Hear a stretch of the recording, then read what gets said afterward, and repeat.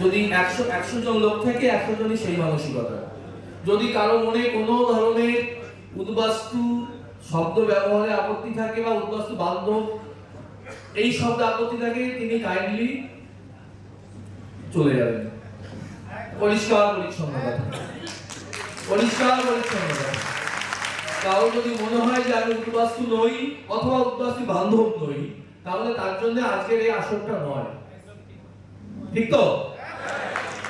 আমি আমার স্বল্প জ্ঞানে, আমি প্রাণের দায়ে, আমি একজন মাস্টারমশাই, পড়াশোনা করেছি, চেষ্টা করেছি একদম প্রাণের দায়ে, হৃদয়ের তাগিদে। আমার অরিজিনালি সাবজেক্ট, আমার অনেক ছাত্র আছে জানেন, আমি ইংলিশের টিচার, তো উদ্বাস্তু হলে কি যন্ত্রণা আমি নিজে পেয়েছি, উদ্বাস্তু হলে যে যন্ত্রণা সেটা আমি নিজে পেয়েছি এবং দেখেছি চোখের সামনে উদ্বাস্তুদের যন্ত্রণা। তো সেই জন্য প্রাণের তাগিদে উদ্বাস্তু সংক্রান্ত বিষয় নিয়ে পড়াশোনা করি। তা মনে হয়েছে যে আমাদেরকে এই উদ্বাস্তু সমস্যা থেকে উত্তরিত হতে গেলে আগে আইনগুলো কোথায় কি আছে সেটা আমাদের জানতে হবে।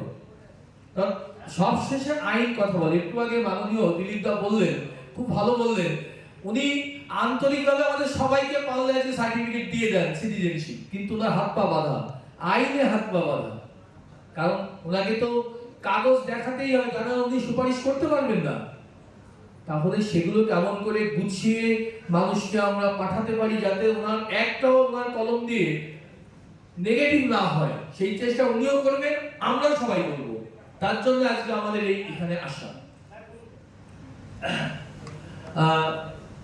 আজকে আমাদের আলোচনা বিষয়, আমি একদম সরাসরি টপিকে আসি, কারণ প্রেক্ষাপট বিভিন্ন বলতে গেলে সময়টা অনেকটা চলে যাবে, সেই জন্য যাচ্ছি না।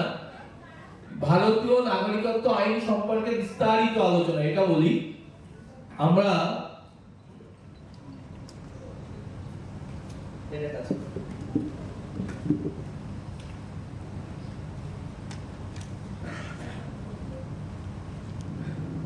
প্রথম আমাদেরটা হচ্ছে ভারতীয় নাগরিকত্ব আইন সম্পর্কে বিস্তারিত আলোচনা। দেখা যাচ্ছে না সবার কাছে? আমরা সবাই জানি, আমি জানি, বেশিরভাগ মানুষ জানে, কিন্তু আমার হৃদয় বলছে প্রত্যেককে একটু আবার স্মরণ করিয়ে দিই, তাহলে সুবিধা হবে। ভারতীয় নাগরিকত্ব আইনে, বিশেষ করে স্বাধীন ভারতবর্ষে যেটা প্রথম ডকুমেন্ট আমাদের ভারতীয় সংবিধান, এটা আমরা সবাই জানি। ভারতীয় সংবিধানের দ্বিতীয় খণ্ড আছে, এটাও আমরা সবাই জানি। দ্বিতীয় খণ্ডে 5 থেকে, আমরা ওখানে চলে যাও, 5 থেকে পর্যন্ত এইদিকে আমাদের যে ভারতীয় সংবিধানের সেকেন্ড পার্ট, সেটাতে চলে যাও,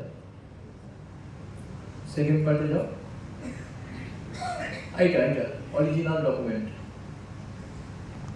পিডিএফটা খুলো। হ্যাঁ, পিডিএফটা খুলতে হবে। আপনারা দেখুন, টোটাল সংবিধানটা তো এখানে ডাউনলোড করে দেখালে অনেক সময়ের ব্যাপার, শুধু ওইটুকু নিয়ে এসেছি যেটুকু আমাদের ভারতীয় সংবিধানের পার্ট 2 সিটিজেনশিপের কথা বলা আছে। একদম 5 থেকে 11 পর্যন্ত ভারতীয় সংবিধানে যে আর্টিকেল আছে, সংবিধানে যখন কথা বলবো তখন আর্টিকেল বলবো, অন্য আইনের কথা বললে আমরা সেকশন বলবো। তো আর্টিকেল 5 থেকে আর্টিকেল 11 পর্যন্ত, 11 চলে যাওয়ার পর আর্টিকেল 5 এখান থেকে শুরু করে আর 11 এই পর্যন্ত হচ্ছে ভারতীয় সংবিধান যখন চালু হয় তখন এই পর্যন্ত আমাদের নাগরিকত্ব সম্পর্কে কথা হয়েছিল। দেখুন 5-এ চলে যাও, একবার 5-এ চলে যাও, হ্যাঁ 5-এ যাও।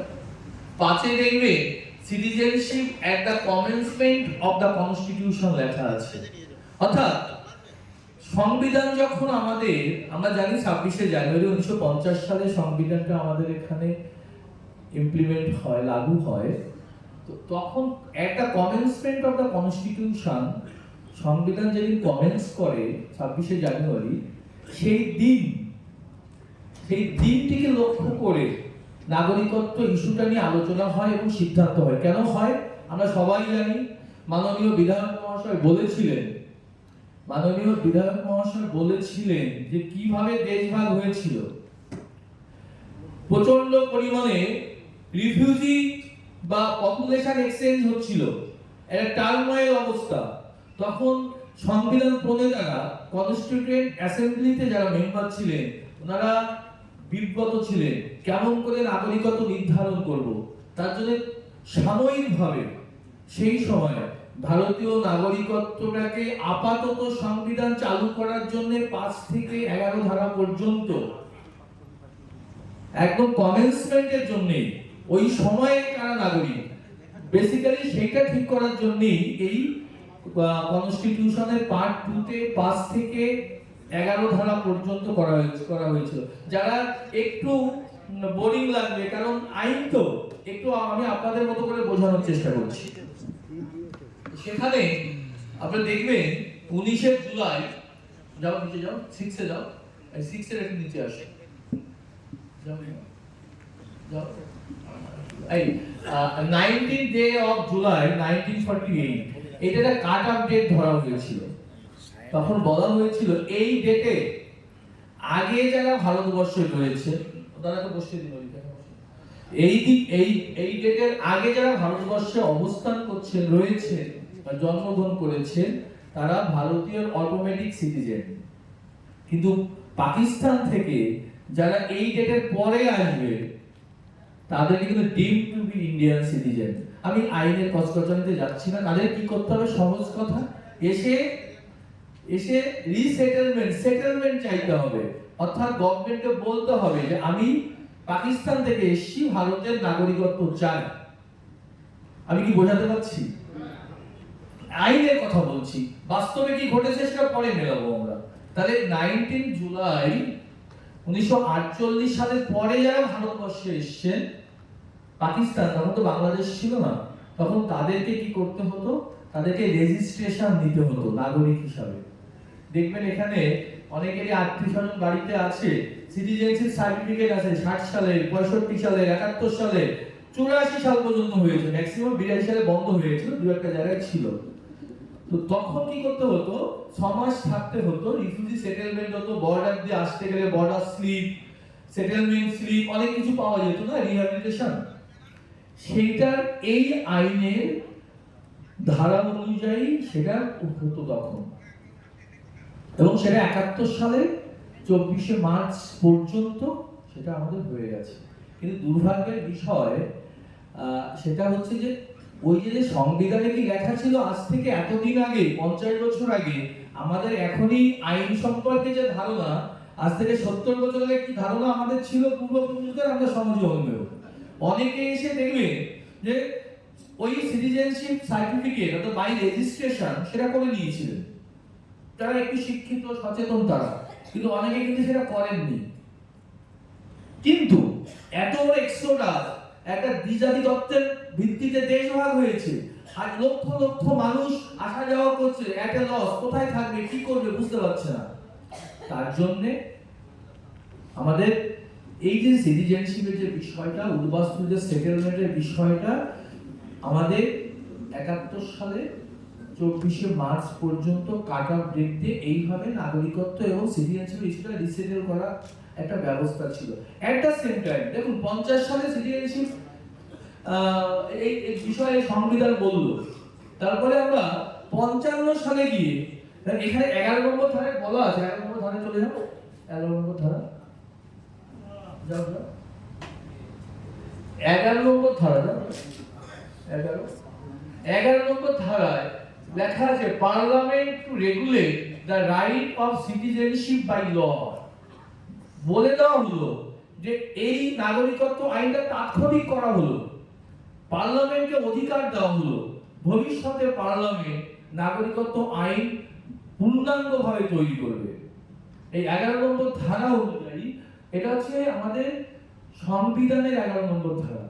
এই ধারা অনুযায়ী ভারত সরকার তাদের পার্লামেন্টে সংসদে সিটিজেনশিপ অ্যাক্ট পাস করলো। সেটা কত সালে? 1955 সালে। যাও ওদিকে চলে যাও, 1955 সালে সিটিজেনশিপ অ্যাক্ট 1955 দেখিয়ে দাও।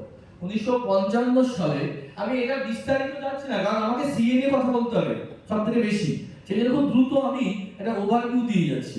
1955 সালে, এটা বের করো, সিটিজেনশিপ অ্যাক্ট 1955, একদম পরিপূর্ণ একটা নাগরিকত্ব আইন তৈরি করা হলো। আমাদের এখনো কিন্তু ভারতবর্ষের সিটিজেনশিপ নিয়ন্ত্রিত হয় 1955 সালের সিটিজেনশিপ অ্যাক্ট অনুযায়ী। 1955 সালের সিটিজেনশিপ অ্যাক্ট অনুযায়ী ভারতবর্ষে এখনো নাগরিকত্ব এবং নাগরিকত্ব ছেড়ে দেওয়া বা নাগরিকত্ব ডিপ্রাইভেশন যাই হোক পাওয়া সবকিছু কিন্তু আমাদেরকে এই 1955 সালের সিটিজেনশিপ অ্যাক্ট অনুযায়ী হয়। তাহলে স্যার সিএএ 2019 জিনিসটা কি?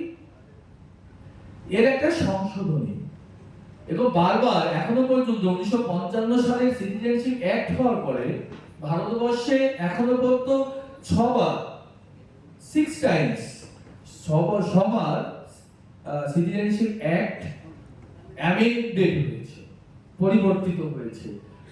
লাস্টতম অ্যামেন্ডমেন্ট হচ্ছে 2019 সালের সিটিজেনশিপ অ্যামেন্ডমেন্ট অ্যাক্ট। তার আগে কিন্তু আমাদের এই সিটিজেনশিপ অ্যাক্ট সম্পর্কে একটু আমাদের জানতে হবে। আমরা যেমন সংবিধানের ব্যাপারটা একটু খুব দ্রুত চলে গেলাম, কিন্তু 1955 সালের সিটিজেনশিপ অ্যাক্ট সম্পর্কে আমাদের একটু জানতে হবে, তাহলে কনফিউশন এসে যাবে। সিটিজেনশিপ অ্যাক্ট দেখাও 3 নম্বর, very good. Citizenship by birth. আমাদের যারা মানে আমরা যারা উদ্বাস্তু বাংলাদেশ থেকে আসি, পাকিস্তান 71 সালের আগে এসেছি, আমরা সবাই না বাঁচার জন্য আইনটাকে নিজের মতো করে পেতে চাই, এবং যেমন করে আমার সুবিধা হয় আমার পক্ষে তেমন করে ব্যাখ্যাও করতে চাই। এটা হিউম্যান টেন্ডেন্সি, যে আমার পক্ষে আমি ব্যাখ্যা করে ব্যাপারটাকে সুন্দর করে উপস্থাপনা করব বা ব্যবহার করব। অ্যাকুইজিশন অফ সিটিজেনশিপ অ্যাক্ট 3 নম্বর ধারায় citizenship by birth. Citizenship by birth প্রথম যখন চালু হয়, এর অনেক অনেক স্কলাস্টিক আলোচনা আছে, কিসের ভিত্তিতে সিটিজেনশিপ হওয়া উচিত, বার্থের জন্মের ভিত্তিতে সেটা বেশি অগ্রাধিকার পাবে, নাকি তার পূর্ব বংশানুক্রমিক সিটিজেনশিপ অগ্রাধিকার পাবে? এটা নিয়ে আমাদের কনস্টিটিউয়েন্ট অ্যাসেম্বলিতে মারাত্মক ডিবেট হয়েছিল। যারা একটু পড়াশোনা করেন আপনারা অবশ্যই জানেন সেটা, যে জন্মের ভিত্তিতে আজকে একটা শত্রু দেশের লোক এখানে মিলিটারি চলে আসলো, তার কোনো কারণে এখানে একটা সন্তান হলো, তা সে কি ভারতের নাগরিকত্ব পাবে? যদি জন্মসূত্রে নাগরিকত্ব হয়, নাকি যার পূর্বপুরুষ ভারতবর্ষে বসবাস করেছিল দীর্ঘদিন যুগ যুগ ধরে, ভারতের সংস্কৃতির সঙ্গে যার যোগ রয়েছে, একাত্মতা রয়েছে, তার অধিকার আগে? এটা নিয়ে কনস্টিটিউয়েন্ট অ্যাসেম্বলিতে ঝড় হয়ে গিয়েছিল। সেটা ওই যখন সংসদের যখন আমাদের যখন আমাদের কনস্টিটিউশন যখন আমাদের তৈরি হয় 1948 সালে, 1949 সালের 10 এবং 11ই আগস্ট, এই দুটো দিন কিন্তু সংসদে ঝড় বয়ে গিয়েছিল। সংসদে বলছি, কনস্টিটিউয়েন্ট অ্যাসেম্বলিতে। ওই দিকে আমরা যাব না, আমরা এখানে বলবো যে কেন সিটিজেনশিপ বাই বার্থ। আজকে যদি কোনো বাচ্চা ভারতবর্ষে জন্মগ্রহণ করার অধিকারে সে ভারতবর্ষের নাগরিক নয়। এই আইন অনুযায়ী, বাই বার্থ আইন অনুযায়ী, ভারতবর্ষে কোনো বাচ্চা আজকে জন্মগ্রহণ করলে এই জন্মগ্রহণ করাটাকে তাকে সিটিজেনশিপ রাইট দেওয়া হচ্ছে না। কে বলছে এটা? এটা সিটিজেনশিপ অ্যাক্ট, দেখেন 3 নম্বর ধারা বলছে। এটা আমাদের বানানো কোনো কথা নয়, এখানে লেখা আছে দেখুন, 1987 সালের 1 জুলাইয়ের আগে যাদের জন্ম, অর্থাৎ আমাদের সংবিধান রচনা থেকে 87 সালের 1 জুলাইয়ের আগের দিন পর্যন্ত, 1 জুলাই কিন্তু ইনক্লুসিভ নয়, এক্সক্লুসিভ। 1 জুলাইয়ের আগে যাদের জন্ম, শুধু জন্মগ্রহণ করলেই তিনি ভারতের নাগরিক। কারণ সংসদে আমাদের যখন হয়, আমাদের কনস্টিটিউশন হয়, তখন কিন্তু এটা নিয়ে তর্ক হয়েছিল এবং এরাই জিতে গিয়েছিল এই মতটা, যে জন্মগ্রহণ করলেই ভারতের নাগরিক। সেই জন্য 1987 সালে 1 জুলাইয়ের আগের দিন পর্যন্ত যারা জন্মগ্রহণ করলেই তারা ভারতের নাগরিক। এই পর্যন্ত কি আমি বোঝাতে পারছি আপনাদেরকে? বোঝা যাচ্ছে তো? হ্যাঁ, বেশ। তাহলে তার আগে বাবা মার কোনো অবস্থান, তার পূর্বপুরুষ এই গল্পটার কোনো দরকার ছিল না, জন্মগ্রহণ করলেই ভারতের নাগরিক। এবার দেখবেন এই সিএ দেখুন কাজে লাগবে, এটা যদি আপনারা মনে রাখেন, সিএ যখন বলবো তখন খুব সহজ হয়ে যাবে। অর্থাৎ ধরুন আমার বাবা 1975 সালে বাংলাদেশ থেকে এসেছিলেন, আসার পরে আমার 1976 সালে জন্ম হলো, তাহলে কি ভারতের নাগরিক? বাবা তো উদ্বাস্তু হয়ে এসেছিল, বাবা মা, তাহলে কি ভারতের নাগরিক হব নাগরিক? কারণ সংবিধান তাই বলছে। 87 সালের 1 জুলাই আগে যাদের জন্ম ভারতবর্ষের বাচ্চার যদি জন্মের প্রমাণ দিতে পারি, তাহলে তিনি ভারতের নাগরিক, তার জন্য সিএ করার কোনো প্রয়োজন নেই। আজকে জন্ম হলো সেও ভারতবর্ষের নাগরিক। দাদা আপনি পরে বলবেন, এইভাবে মাঝখানে কথা বলবেন না। আপনি ল জেনে কথা বলবেন, আচ্ছা এক মিনিট, হ্যাঁ, যাদের যদি আমাদের কথা যদি মুখে শুনুন, প্রত্যেককে যুক্তি দিয়ে কথা বলতে হবে, এখানে আইন ধরে কথা বলতে হবে, গায়ের জোরে কথা বলতে হবে না। আচ্ছা দেখুন তারপরে কি হয়েছে, তারপরে বলা হয়েছে 1 জুলাই, ওটা চলে যাবো তো, বাংলায় লেখা যেটা আছে, বাংলায় তুমি শুধু ক্যাটাগরিক্যালি লিখেছো, দেখেন আমরা ওইটা থেকে আমরা এক্সট্রাক্ট করেছি। দেখুন তারপরে 1 জুলাই 1987 থেকে 2 ডিসেম্বর 2004 সালের 2 ডিসেম্বরের মধ্যে যাদের জন্ম, তাহলে ভারতবর্ষে যাদের জন্ম, সে এবং তার পিতামাতার যে কোনো একটা ভারতীয়ত্ব নাগরিক প্রমাণ থাকবে যে তার পিতামাতা কিন্তু ভারতের, তাহলে কিন্তু তিনি ভারতবর্ষের নাগরিক। সেকেন্ড স্টেপে বললাম, প্রথম হচ্ছে জন্মগ্রহণ করলেই হলো 87 সালের 1 জুলাইয়ের আগে। সেকেন্ড স্টেপ কি আছে?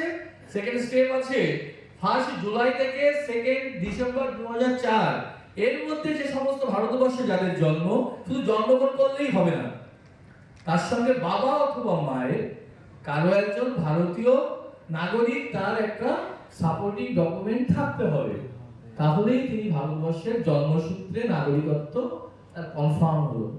এই পর্যন্ত পরিষ্কার তো? যদি কারো কোনো কোশ্চেন থাকে, গায়ের জোরে কথা বললে কাইন্ডলি তাকে আমি চলে যেতে বলবো, কারণ আইন দেখিয়ে কথা বলতে হবে, মানে আবেগের বশে কথা বলতে হবে না। আবেগ তো আমি জানি এখন জন্মগ্রহণ করলো ভারতের নাগরিক, এটা আবেগ বলে, বাট ল কি বলে সেখানে আমি কথা বলছি। আমরা সেখানে একদম সিটিজেনশিপ অ্যাক্ট এখানে তুলে দেওয়া আছে, সেটা ধরতে কথা বলতে হবে। নেক্সট, এবার প্রশ্ন হচ্ছে আরেকটা ফেজ আছে। প্রথম ফেজ তো চলে গেল 87 সালের 1 জুলাই, পরের ফেজ শেষ হয়ে গেল কবে? 2 ডিসেম্বর 2004। 2004 এর পরে কি আছে আমাদের আইনে? 2004 এর 2 ডিসেম্বরের পরে যাদের জন্ম ভারতবর্ষের মাটিতে, তাদের কি লাগবে? আগে ছিল শুধু বাবা মার যে কোনো একজন, এখন আইনে বলা হচ্ছে বাবা মা দুজনকেই ভারতের নাগরিক হতে হবে। আর একটা অপশন আছে, ওয়ার আছে, তাতে কি বলা আছে? যে একজন ভারতবর্ষের নাগরিক আর একজন ইললিগাল মাইগ্রেন্ট অর্থাৎ অনুপ্রবেশকারী হবে না। তা আমার মনে হয় আমরা তো সবাই সাধারণ মানুষ, এখানে আইনের বেশি গভীরে গেলে কনসেপশনটা ঘুরে যাবে, যদি আমি ওই ভেতরে ঢুকবো না যে আর একজন ইললিগাল মাইগ্রেন্ট হবে না, তাহলে কে হবেন তিনি, এই যে ব্যাখ্যা তো আছে, সেটা আমরা ঢুকতে চাইছি না। অর্থাৎ আমরা ধরে নিই প্রথম অপশনটা, বাবা মা দুজনেই ভারতবর্ষের নাগরিক হতে হবে, তাহলেই এই ভারতবর্ষে জন্মগ্রহণ করলে নরমালি ভারতের নাগরিক হিসাবে সিটিজেনশিপ অ্যাক্ট 1955 সাল সেটা বলছে। ঠিক আছে এই পর্যন্ত? তাহলে আমার ছেলেটা বা যারা বাস্তু হয়ে ওখানে এসছি, আমরা এখানে ধরুন 2004 এর পরে বা তার আগেই এসছি, অথচ আমি ধরুন 2002 এ এসছি, আমার সন্তানটা 2005 সালে জন্মগ্রহণ করেছে, আমি বাংলাদেশের উদ্বাস্তু শরণার্থী এখানে এসছি, আমার সন্তানটা জন্মগ্রহণ করলে আইন অনুযায়ী কি সে ভারতের নাগরিক? আইন তো তাই বলছে, তাই বলছে তো। আমরা আগে আইনটা কঠিন কঠিন কথাগুলো বলি, এর থেকে উত্তরণের রাস্তা পরে বলবো। আমরা আগে তো আমাকে ট্রুথ জানতে হবে, রিয়ালিটি জানতে হবে, পলিটিক্যাল কারণে, ব্যক্তিগত কারণে, নিজের পছন্দ অপছন্দের কারণে মতামত দেওয়ার জায়গা নেই। আইনে যা আছে সেটা বলবো, তারপরে এখানে উত্তরণের রাস্তা কি আছে সেটা আমরা আলোচনা করবো। ঠিক আছে তো?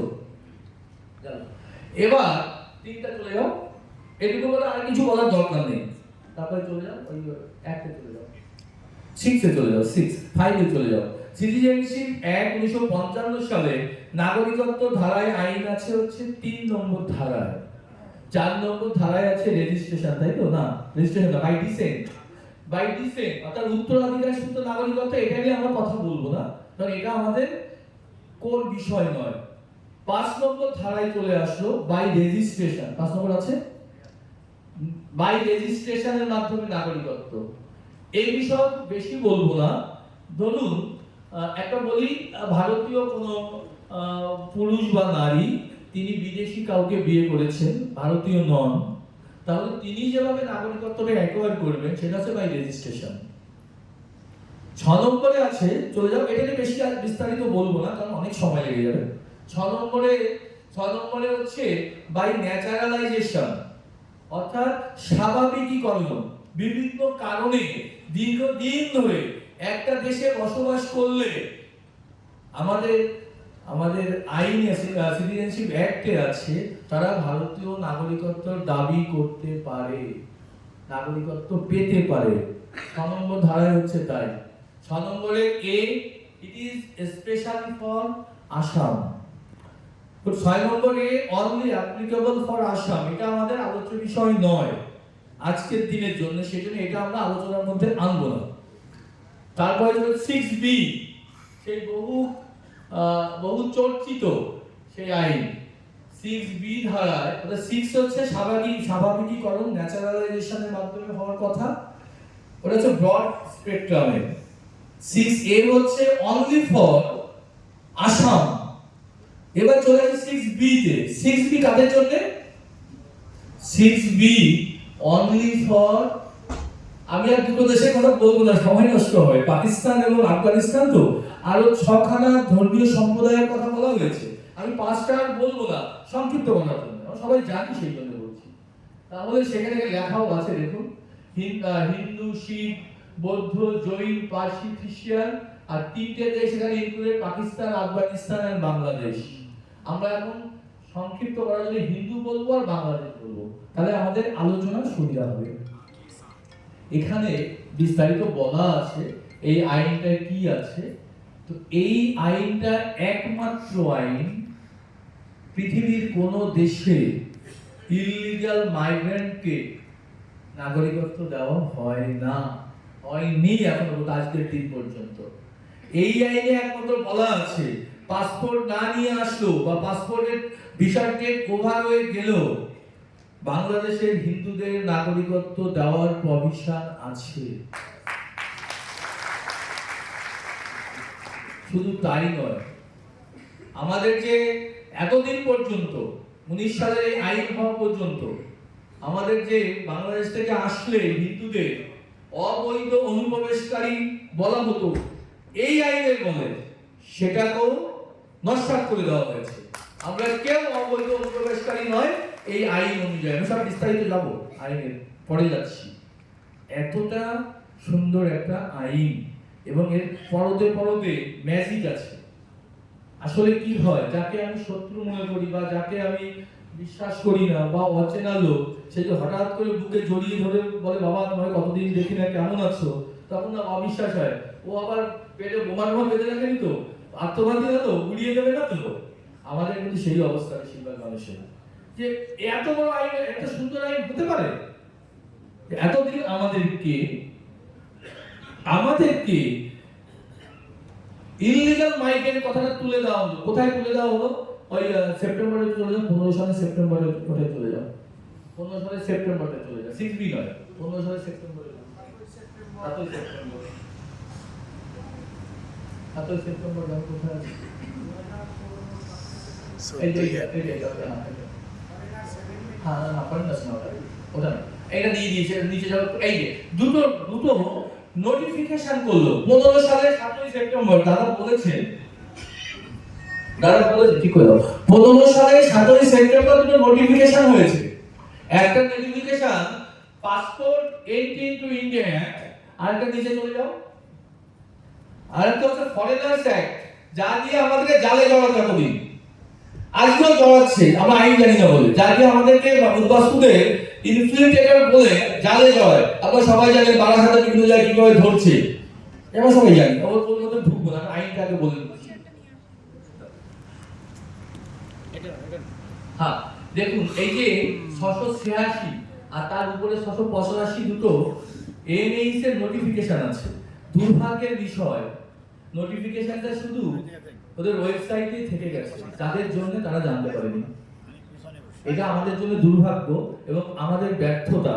আমাদের জন্য নোটিফিকেশন কে করেছে? ভারত সরকার, কিন্তু আমরা কিন্তু কেউ জানতে পারিনি, আমাদের জানানোর ব্যবস্থাও হয়নি, আমাদের দিক থেকে আমরা জানার চেষ্টাও করিনি। দুই তরফেরই আমাদের কোথাও একটা কমিউনিকেশন গ্যাপ আছে। তাই আমি ওর মধ্যে ঢুকবো না, বলেছি এখন বলছি। নোটিফিকেশনে বলা হয়েছে, দেখুন, examination of certain class of foreigner, এই যে নোটিফিকেশনে 3 examination of certain class of foreigners, ওদেরকে এক্সাম করা হয়েছে কোথা থেকে? ফরেনার্স অ্যাক্ট থেকে। এই যে ফরেনার্স অ্যাক্ট 1946 দেখেছেন তো, ওখান থেকে এক্সাম করে দেওয়া হয়েছে, এদেরকে আর ইলিগাল মাইগ্রেন্ট বলা যাবে না, এই কথাটা বলা হয়েছে। আমি অনেক থানায় গেছি, ওসিকে জিজ্ঞেস করেছি আপনি বাংলাদেশি বলে ধরলেন কেন? এই ভদ্রলোক তো 15 সালের নোটিফিকেশন অনুযায়ী 14 সালের 31শে ডিসেম্বরের মধ্যে আছে, লেখা আছে 31 ডিসেম্বর 2014, দেখেন লেখা আছে। এই যে এর মধ্যে যদি আসে না প্রমাণ দিতে পারে, আপনি তাকে ধরতে পারেন না। এবার ওসি সাহেব বা যিনি ডিউটি অফিসার আমটা করে, এটা তো দিল্লি থেকে দিয়েছে, আমাদের সরকার তো দেয়নি, ইত্যাদি ইত্যাদি অনেক এক্সকিউজ দেখানোর চেষ্টা করে। আমি বললাম যে আপনি তো মাইনে পান, আর সিটিজেনশিপ তো স্টেট সাবজেক্ট নয়, এটা হচ্ছে ইউনিয়ন সাবজেক্ট, সেন্ট্রাল সাবজেক্ট। আপনাকে এটা জানতে হবে, এটা নিন, রিসিভ করুন, তারপরে কেস করুন তার নামে। দেখি আপনাকে কি করা যায়, দেখে নিচ্ছি। এটা বলার পরে ভয় পায়, ভয় পেয়ে ছেড়ে দেয়। কিন্তু এটা বলতে হবে সবাইকে, সবাইকে জানতে হবে। শুধু গায়ের জন্য কথা বলতে হবে না, আমরা ভাই উদ্বাস্তু, আমাদের তো একটা কমন হেরিটেজ আছে, স্বাধীনতা যুদ্ধে আমরা অংশগ্রহণ করেছি, এগুলো শুধু বললে শুনতে ভালো লাগে, কিন্তু কাগজ কলমে তো আমাকে সেটাকে দেখাতে হবে। তাই দেখেন এখানে আছে, এটা আমরা সবাই, আমাদের যে গ্রুপ আছে না বাংলার ঐক্য মঞ্চ, ওইখানে আমরা শেয়ার করে দেবো। হ্যাঁ তাই তো, শেয়ার করে কাছে রাখবে। একটা জিনিস মনে রাখবেন, ভয় পেলে কিন্তু ভয় দেখাবে, ভয় পাবেন না। আইন আমাদের সঙ্গে আছে। এবং কে দিয়েছে এই সার্কুলারটা? MHA, ministry of home affairs, central government 15 সালের 7ই সেপ্টেম্বর এই নোটিফিকেশন করেছে। তাহলে ইললিগাল মাইগ্রেন্ট তকমা চলে গেল।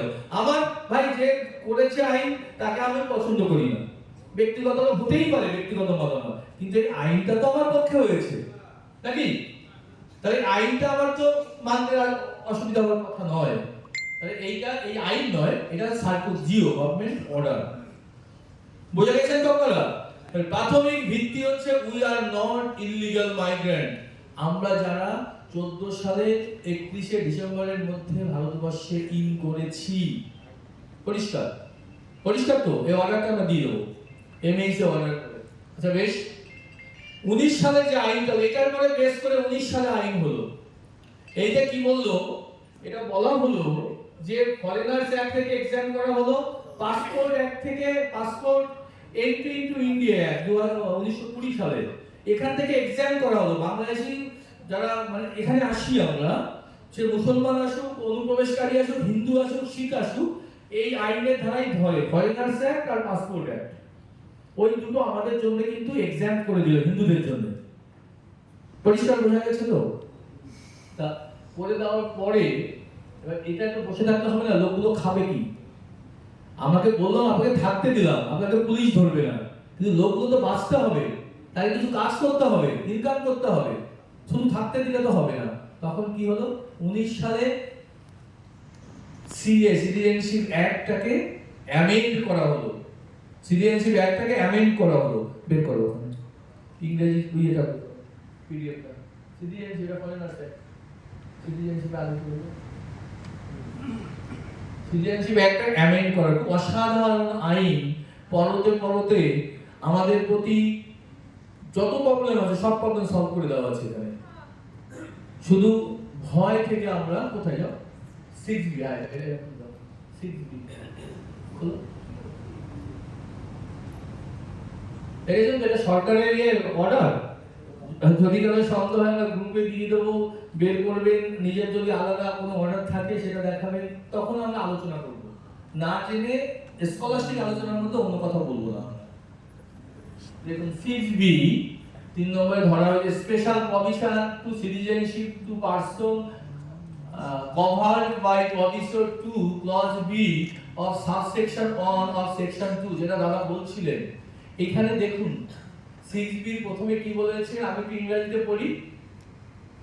The central government or the authority specified by it in this behalf may subject sub conditions, আচ্ছা যেখানে registration, grant the certificate of registration, এই যেখানে দেখুন ওর কোনো হবে না, মাঝখানে আনো, আসবে না, যেটুকু আছে সেটুকু দাও। সার্টিফিকেট আমি আসল জায়গাগুলো পড়ে শোনাচ্ছি। এই যে 18 ইন্ডিয়া অ্যাক্ট 1920 এখানে রাখো, আর ফরেনার্স অ্যাক্ট 1946 সালে যাকে এক্সাম্পশন দেওয়া হয়েছিল 15 সালের নোটিফিকেশনে, সেটা উল্লেখ আছে দেখুন, দেখতে পেয়েছেন তো? পাসপোর্ট অ্যাক্ট 1920, ফরেনার্স অ্যাক্ট 1946, সংসদের যে সিটিজেনশিপ অ্যাক্ট পাস হয়েছে সেখানে কিন্তু এক্সাম্পশন দেওয়া হয়েছে, অর্থাৎ বাংলাদেশের হিন্দুদের এক্সাম করা হয়েছে। কারণ ইললিগাল মাইগ্রেন্ট কখনোই ভারতের নাগরিকত্ব পাবে না, সর্বক্ষেত্রে এটা সত্যি, শুধু এইটা বাদ দিয়ে ভারতের বাংলাদেশের হিন্দুরা, বাকিটা জাতি ধর্মের কথা আমি বলছি না, সমাজ নষ্ট হয়ে যাবে, এটা বলা হয়েছে। কোথায় বলা হয়েছে দেখবেন, কিছু সমালোচক আছে, ওদের সংসদে জিজ্ঞেস করেছিলাম, ওরা বললো 300 কতজন না কতজনের রেকর্ড আছে, ওখানে যে বলেছে যে উইথ পাসপোর্ট উইদাউট পাসপোর্ট যেমন ভাবেই আসুক না কেন, উইথ পাসপোর্ট থাকলে স্বরাষ্ট্র দপ্তরের কাছে রেকর্ড থাকবে, উইদাউট পাসপোর্ট আসলে রেকর্ড থাকবে না। তাই সংসদে যখন বলে, তখন উইথ পাসপোর্ট কজন এসে ফিরে যায়নি সেটা বলে, উইদাউট পাসপোর্ট সে রেকর্ড নেই সেটা বলবে না। আমাদের বন্ধুরা, তাদের প্রতি আমার সত্যি খুব ভালোবাসা রইল, শ্রদ্ধা রইল, তারা ওইটুকু বলছে, সংসদে বলেছে 3000, ওদেরকে এইটাকে শুধু এক্সাম করা হয়েছে, এটা তো করা হয়নি এক্সাম। কেন করা হয়নি একটু দেখিনি, চলে যাও দাদা, এই যে অর্ডারটা এনএইচ এর অর্ডারটা চলে যাও, কেন হচ্ছে আমি প্রমাণ দিয়ে দিচ্ছি আপনাকে, সবাই এর মধ্যে পড়ে যাচ্ছে। এনএইচ এর অর্ডারটা হ্যাঁ দাও, এটা না মনে রাখতে হবে, হ্যাঁ এনএইচ এর বুঝাতে দাও, কষ্ট হচ্ছে তোমাদের, কিন্তু ওনাদেরকে দেখানোর স্বার্থে এটা বলতে হবে না। এখানে কি লিখেছে, without valid documents including passport আর আদার ডকুমেন্ট পড়া, উইদাউট ভ্যালিড ডকুমেন্টস, অর্থাৎ ভ্যালিড ডকুমেন্ট ছাড়া আসলেও সে এক্সাম্পটেড, তাই তো? যতটুকু লেখাপড়া শিখেছি তার তো মানে তাই দাঁড়ায়। কাদের কাদের এক্সাম করা হয়েছে, 2 ধরনের লোককে, ক্যাটাগরির লোককে। একটা হচ্ছে উইদাউট ভ্যালিড ডকুমেন্ট, আমাদের দাদা অসীমদা, আমি আর এগুলো বলি না, উনি উপস্থিতের নেতা, আমি সেইভাবে বলতে ভালোবাসি না একদমই। তো দেখেন উইদাউট ভ্যালিড ডকুমেন্ট, দাদা বারবার ইউটিউবে গলা ফাটা এটা, তো দাদাকে বলবো দাদা এই ডকুমেন্টগুলো আপনি ইউটিউবে দিয়ে দেবেন, একদম আপলোড করে দেখিয়ে দেবেন। উইদাউট ভ্যালিড ডকুমেন্ট এবং উইথ ভ্যালিড ডকুমেন্ট, যে কোনো ভাবে আসলেই তার এক্সাম্পল, রাইট? তাই তো লেখা আছে এখানে। তাহলে ওরা যে সমালোচনা করে বিভিন্ন লোক, বিভিন্ন ধরনের স্পেশাল তাদের আকৃতি শারীরিক অনেক ভুলভাল কথা বলে, সেটা কিন্তু ঠিক নয়। আমি কারণ নাম ভাবে বলবো না তো, বুঝেছেন তো? এই জায়গায় without valid document and with valid document যেভাবেই আসুক তার এক্সাম্পটেড, ঠিক আছে তো? তাহলে 19 সালে যে আইনটা হয়েছে কাদের জন্য আইন হয়েছে? যারা পাসপোর্ট নিয়ে এসেছিল তাদের জন্য না, সবার জন্য, সবার জন্য। তাহলে কেন ইউটিউবে সব বললে আমরা ভয় পাচ্ছি? কেন ভয় পাচ্ছি? ভয় নিয়ে পরে আলোচনা করবো, কেন ভয় আসে, ভয় কি করে কাটাতে হয়। আচ্ছা নেক্সট, এই ভয় কাটানোর প্রাথমিক শর্ত হচ্ছে আইনটা জানা, নিজের চোখে দেখা। লিডন বাবু কি বললো সেটা বিশ্বাস করতে হবে না, আপনি আইনটা নিজের চোখে দেখুন, দেখে নিজে অনুভব চলে যাও, সিটিজেনশিপ অ্যাক্টে চলে যাও, আমাদের এই সিএ তে চলে যাও। সিএ ব্যাখ্যা দিতে গিয়ে এটা বললাম, সিএ তে চলে যাও না, ওটা না আগে আগে চলে যাও, এই 6B চলে যাও, 6B আরে আগেরটা, এইটা 6B তে যাও, যাও 6B তে দেখুন বলেছে তাদের কি করা হবে, যাদের এক্সাম্পটেড হয়েছে তাদেরকে certificate of registration and certificate of naturalisation যে কোনো একটা পাবে।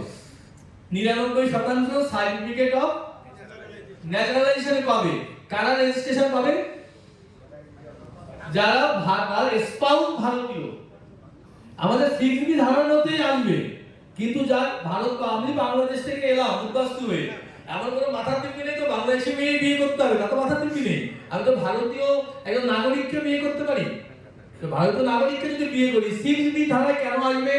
কোন ধারাতেই নেই ইললিগ্যাল মাইগ্রেন্ট নাগরিকত্ব পেতে পারে, একমাত্র 6B ধারায় আছে। সেই জন্য 6B ধারায় আমি পেলাম, আমি আমি উদ্বাস্তু হয়ে এলাম, আমি ইললিগ্যাল মাইগ্রেন্ট থাকলাম না, ভারতীয় কোনো আমার স্পাউস ওয়াইফ বা হাজবেন্ড ভাইস ভার্সা হবে, তাকে বিয়ে করলে আমরা সার্টিফিকেট অফ রেজিস্ট্রেশন পাবো, একই মূল্য। আর যদি এমন ঘটনা না ঘটে তাহলে সার্টিফিকেট অফ ন্যাচারালাইজেশন পাবো। পরিষ্কার? এবার দেখুন এখানে কি বলেছে, কবে থেকে পাবো? From the date of this entry into India. From the date শব্দ কয়টা খুব অল্প, মানে খুব সহজ, কিন্তু তাৎপর্য গভীর। From the date of his entry into India. From the date of his entry into India মানে কি? যেদিন তিনি এসেছেন বাংলাদেশ থেকে, পাকিস্তান থেকে, সেই দিন থেকে নাগরিকত্ব পাবে। তার মানে কি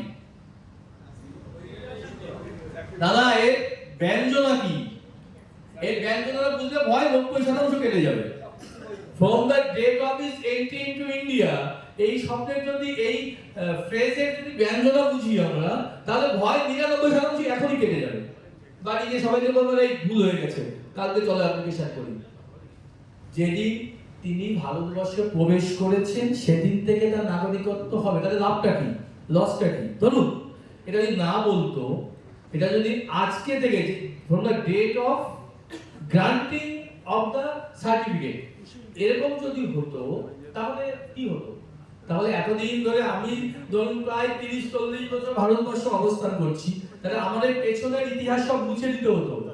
আমি মাস্টার মশাই, আমার ভোটার কার্ড, আধার কার্ড, জমি বাড়ি যা যা কিছু জোগাড় করেছি তার তো কোনো মূল্য থাকতো না, সেটা ভারতীয় নাগরিক হিসেবে পাইনি আমরা, তাই তো? কি যখনই আমি যেদিন থেকে এসছি সেদিন থেকে যখন দিচ্ছে, তাহলে আমার নাগরিকত্ব কবে থেকে চালু হচ্ছে? Please go back to your childhood days, যখন আপনি এখানে এসেছিলেন সেই দিন মনে হয় সেই দিন আপনি ভারতের নাগরিক। তারপর থেকে যা কাগজপত্র, চাকরি বাকরি যা কিছু করেছেন সবই তো কি হলো? ভারতীয় নাগরিক হিসাবে করেছিলেন, রাইট? এই আইনের ব্যাখ্যা হচ্ছে তাই। দেখেন কত মানবিক আইন পৃথিবীতে, কোন নাগরিকত্ব আইনে রেট্রোঅ্যাক্টিভলি নাগরিকত্ব দেওয়া হয় না। যেদিন সই করে গ্রান্টেড হয়, ইস্যু হয়, সেই ইস্যু থেকেই সেই সার্টিফিকেট হয়। এত পর্যন্ত যা সার্টিফিকেট পেয়েছি তাই তো হয়েছে, কিন্তু এটাকে রেট্রোঅ্যাক্টিভলি দেওয়া হয়েছে পেছন থেকে। কারণটা হচ্ছে জানে প্রাণের তাগিদে, বাঁচার তাগিদে, ধর্ম বাঁচানোর তাগিদে সবকিছু ত্যাগ করে অমানসিক অত্যাচারকে থেকে বাঁচার জন্য মানুষ এখানে এসে কিন্তু বাঁচতে চেয়েছে, বাঁচার জন্য কাগজ তৈরি করেছে। এবং নেতার কাছে যে পা জড়িয়ে ধরে যে রেশন কার্ড করে দিতেই হবে, রেশন কার্ড পেয়েছি, এ পেয়েছি, তে পেয়েছি, কিভাবে পেয়েছি, কি দেখাতে চেয়েছি? যতদিন পর্যন্ত সার্টিফিকেট পাইনি, ততদিন পর্যন্ত আমি নিজেকে কি হিসাবে ভারতীয় নাগরিক দাবি করেছি? কি হিসাবে দাবি করেছি আমরা? না, বাই বার্থ ইন্ডিয়ান 3 নম্বর ধারা ক্লেম করেছি আমরা, রাইট? নাগরিকত্ব আইনে 3 নম্বর ধারায় ক্লেম করেছি। নাগরিকত্ব ধারায় 3 নম্বর, নাগরিকত্ব আইনের 3 নম্বর ধারায় বাই বার্থ ওইটা দেওয়ার চেষ্টা করেছি আমরা। কিন্তু ওটা আমার তো ভাই এই পেরিফেরির মধ্যে জন্ম নয়, আমার তো ওই পেরিফেরির বাইরে জন্ম। অতএব ওখানে আমি সব থেকে ভালো জানি যে আমি কাগজগুলো কেমন ভাবে তৈরি করতে হয়েছে, কি পরিচয় দিতে হয়েছে, কোথায় জন্ম, কি এই সমস্ত বলতে হয়েছে। এটা আমাদের ভয়ের জায়গা। আর আমি এতদিন 30 বছর তো ভালোই ছিলাম, একটু দাদা দিদিদের ধরে কাগজপত্র তৈরি করেছি, তাই না? এখন আবার কি উৎকট ঝামেলা, আবার সেই গোড়ায় ফিরে যেতে হবে। একবার একটু সাহস করে গোড়ায় ফিরুন, আপনার কোনো কাগজ, কোনো অধিকার, কোনো রাইটস, কোনো কিছুই কিন্তু আপনার যাবে না। এটা আমি মুখে বললাম, কোথাও লেখা নেই, হয়তো দেখি লেখা আছে কিনা দেখে নিচ্ছি। এখানে বললো from the date of his entry into India, এর অধিকারটাকে আমি একটু বোঝাতে পেরেছি? আমি তো দ্রুত বেরিয়ে যাবো, বুঝতে পেরেছেন তো? অর্থাৎ তাহলে যারা চাকরিজীবী আছে, যারা ব্যবসা করেন, অনেক কিছু সম্পদের মালিক, তাদের কি ভয় দেখার কারণ আছে? আপনি যেদিন থেকে এসে সেদিন থেকে তো নাগরিক, আইন বলছে, সংসদের আইন বলছে। তারপরে কি বলছে? না না, হ্যাঁ না, ওটা বলবো না, যেটা কাজের কথা বলবো। আচ্ছা, এনি কেস পেন্ডিং, দেখুন প্রসিডিং, প্রসিডিং মানে আমাদের বাংলা, আমাদের নর্মাল ভাষায় কেস বলি, মানে কোর্টে কোনো কেস যদি থাকে, কোনো প্রসিডিং যদি থাকে, ইজ পেন্ডিং এগেইনস্ট হি, মানে অ্যাপ্লিক্যান্ট, যিনি অ্যাপ্লিকেশন করেছেন, তাহলে কি হবে? সেটা সেই কারণে, অনেকে দেখবেন, ধরুন আমি একটা চাকরি করি, আমি যদি প্রমোশনের জন্য অ্যাপ্লিকেশন করি, প্রথমে আমার এপিআর চাওয়া হয়, অর্থাৎ আমার এগেইনস্টে কোনো ডিসিপ্লিনারি অ্যাকশন নেওয়া আছে কিনা, কোনো কেস আছে কিনা, তাহলে হয় না। কিন্তু এই অ্যাপ্লিকেশন কেস থাকলেও করা যাবে। অর্থাৎ আমার বিরুদ্ধে অভিযোগ আছে, সেই অভিযোগের জন্য অ্যাপ্লিকেশন করা যাবে না, সেটা কিন্তু হবে না। যাই অভিযোগ থাকে আমাদের কিন্তু অ্যাপ্লিকেশন করার সুযোগ থেকে বঞ্চিত করা যাবে না, এখানে পরবর্তী ধারায় লেখা আছে, ঠিক আছে? তারপরে বলেছেন এইটা দেখুন, shall not be deprived of his rights and privileges, লেখা আছে না? এটা কিন্তু একদম সংসদে যেটা পাবলিশ করেছে, কারণ সেখান থেকে নেওয়া, সেটাই আমাদের ডাউনলোড করা। shall not be deprived of his rights and privileges, যিনি অ্যাপ্লিক্যান্ট তার যা অধিকার, কবে থেকে অধিকার? যেদিন ঢুকেছে, যেদিন থেকে নাগরিকত্ব পাবে, তার কোনো অধিকার এবং তার প্রিভিলেজ মানে সুযোগ কোন জায়গা থেকে তাকে, যেটা to which he was entitled on the date of receipt of his application, অর্থাৎ অ্যাপ্লিকেশন করার জন্য সার্টিফিকেট পাওয়ার দরকার নেই, অ্যাপ্লিকেশন করার জন্য। অর্থাৎ আমাদের মধ্যে ভয় থাকে তো, এতদিন বাইপার দেখিয়েছি, হঠাৎ করে ন্যাচারালাইজেশনের মধ্যে ঢুকবো কি করে, সেই জন্য এই ক্লজটা দেওয়া হয়েছে। এই ক্লজে বলা হয়েছে যে অ্যাপ্লিকেশন করার জন্য on the ground of making such application, application করার জন্য তাকে কিন্তু কখনোই কোনো রাইটস এন্ড প্রিভিলেজ থেকে, অধিকার এবং সুযোগ থেকে বঞ্চিত করা যাবে না। ওই যে বলেছে from the date of his entry into India, সেই ডেট থেকে এই পর্যন্ত যা পেয়েছে কেউ হাত দিতে পারবে না, কোনো কোর্ট হাত দিতে পারবে না। কিন্তু অধিকার তো অর্জন করে দিতে হয়, লড়াই করে দিতে হয়। আমাদের এখানে একটু প্রবলেম আছে, সেটা পরে বলবো। আচ্ছা, চলে যান নিচে।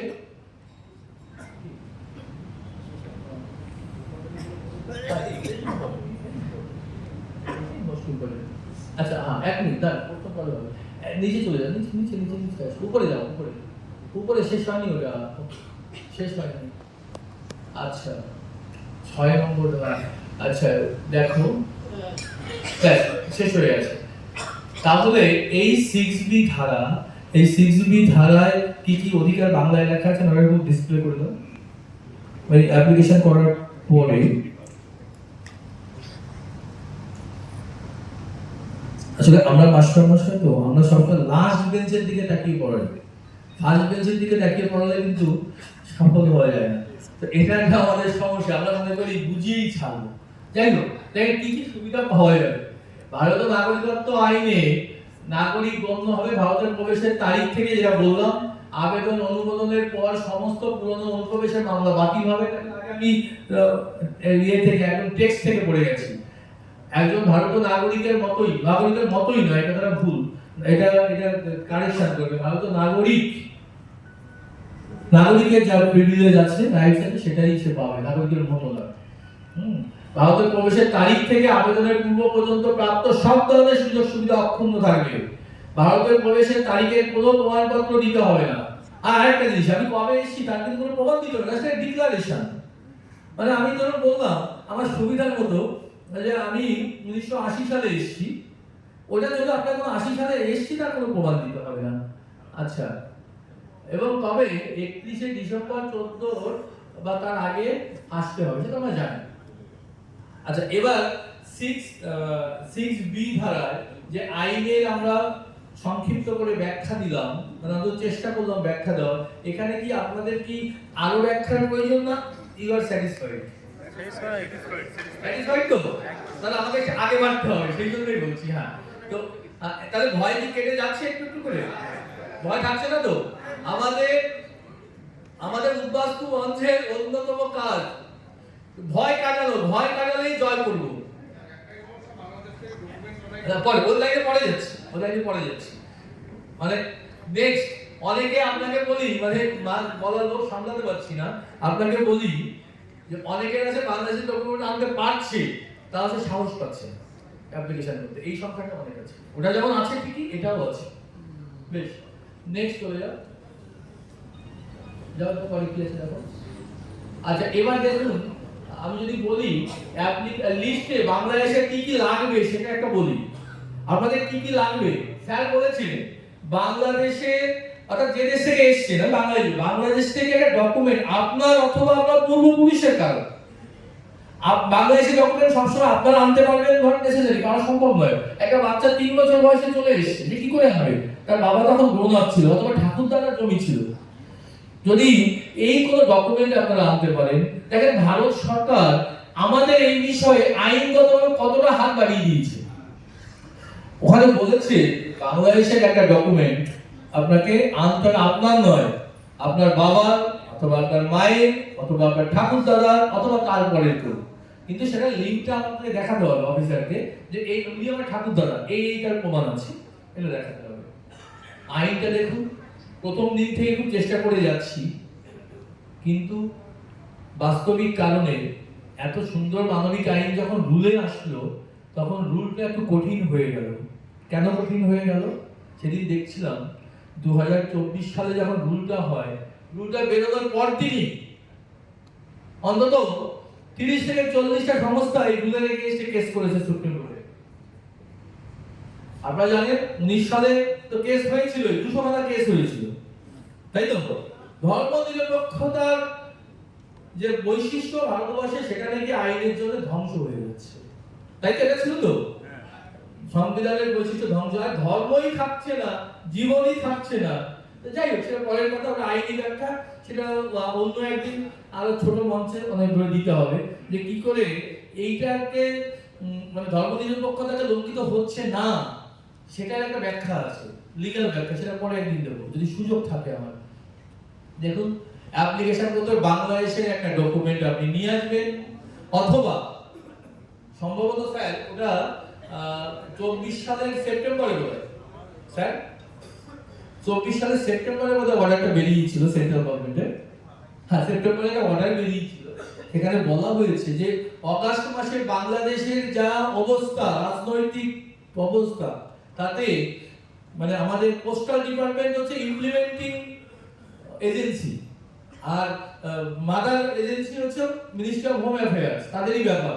তো সেই জন্য পোস্টাল ডিপার্টমেন্টের সাথে দিল্লিতে হোম অ্যাফেয়ার্স এর একটা মিটিং হয়, মেমোরান্ডাম সাইন হয়। এই মেমোরান্ডাম সাইনের পেছনে আমাদের কিছু ভূমিকা আছে, সেটা নাইবা বললাম। আমরা দিল্লি থেকে অফিসাররা এসেছিল, এমএইসি হবে, বড় একটা হলে আমাদের মিটিং হয়েছিল, দীপঙ্কর দাদা ছিলেন সেখানে, কিন্তু আমাদের কয়েকগুচ্ছ দাবি ছিল, সেই দাবিটা পরতে পরতে মেনে নেওয়া হয়েছে, আক্ষরিকতা সব মেনে নেওয়া হয়েছে। সেখানে কি বলেছে, 5ই আগস্টের পরে বাংলাদেশ থেকে ডকুমেন্ট আনা সত্যি ভীষণ কঠিন ব্যাপার, কিন্তু আইন সুপ্রিম কোর্টে কে ঝুলে রয়েছে, ঝুলের পরে একটু বিচ্যুতি হলেই আমাদের যে বন্ধুরা আছে যারা বলে এই দেশে জন্ম, এই দেশে থাকলেই সে নাগরিক, আজকে আসলে সে নাগরিক, তারা আবেগের কথা বলে, তারা আইনের কথা বলে না। সেই জন্য গভর্নমেন্ট অফ ইন্ডিয়া এই দুটো ডিপার্টমেন্ট বসে ঠিক করেছে 5ই আগস্টের পরের পরবর্তী সিচুয়েশন ওনারা দেখে বলেছেন জেনুইন কেস যেগুলি আছে, সত্যিকার আনতে যেতে পারছে না, তারা ওখান থেকে সুন্দরভাবে, আমি স্যারকে বলবো আইনের পরিভাষায় হোয়াটসঅ্যাপ কিন্তু অ্যাকসেপ্টেড নয়, অ্যাকসেপ্টেড কিন্তু মেল, ইমেল। তো বাংলাদেশ থেকে যদি ইমেলে পাঠান, মানে আপনার ইমেলে ওদের থেকে ইমেলে পাঠান, তাহলে আরো বেশি সুন্দর হয় এবং আইনসঙ্গত হয়। মানে ওটা হচ্ছে আমাদের যে যে অ্যাক্ট আছে, আমাদের আইন আছে, আইনে সেটা হোয়াটসঅ্যাপে যদি স্যার গ্রহণ করে, স্যারের মহানুভবতা। বলছি ওখান থেকে যদি আপনারা কেউ হোয়াটসঅ্যাপে বা মেলে ওটাকে সুন্দর করে ভালো করে লেখিত হতে হবে, পড়তে হবে পরিষ্কার পরিচ্ছন্ন করে, সেটা যদি আপনারা আনেন তাহলে সেটাও কিন্তু গভর্নমেন্ট অফ ইন্ডিয়ার অর্ডার, সেটা অ্যাকসেপ্ট করা হবে। বলুন তার কি চাই, আর কি চাই আমাদের আর কি চাই? আমাদের আর কিছু চাওয়ার দরকার নেই। সত্যি তো আমার কাছে অন্তত ডেইলি 10-20টা ফোন তো আসেই, অনেকেই কাকুতি মিনতি করে, আমি কি করে যাবো, 40 বছর আগে এসেছি, গ্রামই ভুলে গেছি। তখন আমরা বলি যে আমাদের আত্মীয় স্বজন যা আছে বলুন, আমরা ওখান থেকে অন্তত ছবি তুলে অন্তত পাঠাই, যাদের জমিটা বিক্রি হয়েছে সুন্দর গুছিয়ে, সেগুলো এখন আসতে শুরু করেছে। কিন্তু আপনাদের কাছে একটাই অনুরোধ, আমরা ভারতবর্ষের নাগরিক, দেশপ্রেমী, ভারতকে ভালোবাসি, শ্রদ্ধা করি, এবং সেই জন্য ভারতবর্ষের ইন্টারনাল সিকিউরিটিটাকেও আমাদের নজরে রাখতে হবে। এই সুযোগে কোনো ধরনের কোনো উগ্রপন্থী যেন ঢুকে না যায়, তার দায় কিন্তু আমাদেরকে নিতে হবে। আমাদের যেমন সুযোগ করে দিচ্ছে নাগরিকত্ব আমরা সুন্দর করে, কিন্তু এই ফাঁক দিয়ে যাতে কোনো খারাপ ঘটনা না ঘটে, ভারতবাসী হিসাবে, দেশপ্রেমিক হিসাবে সে দায় কিন্তু আমাদের নিতে হবে, আমাদের সতর্ক থাকতে হবে।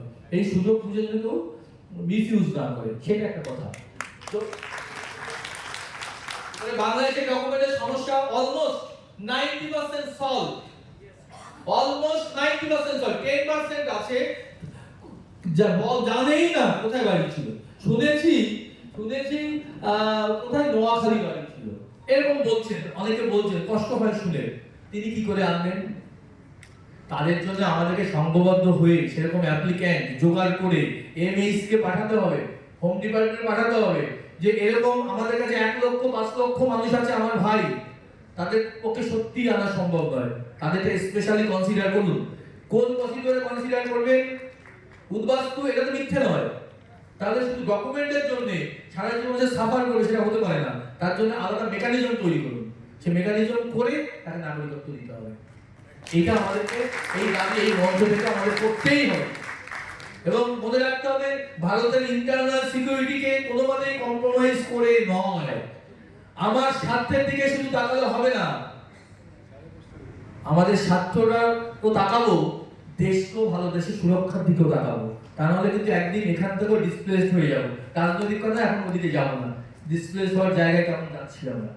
তাহলে বাংলাদেশের কাগজ, ইন্ডিয়ার, ভারতবর্ষের কাগজের কোনো সমস্যা নেই আমাদের কাগজ, আশা করি, তাই তো?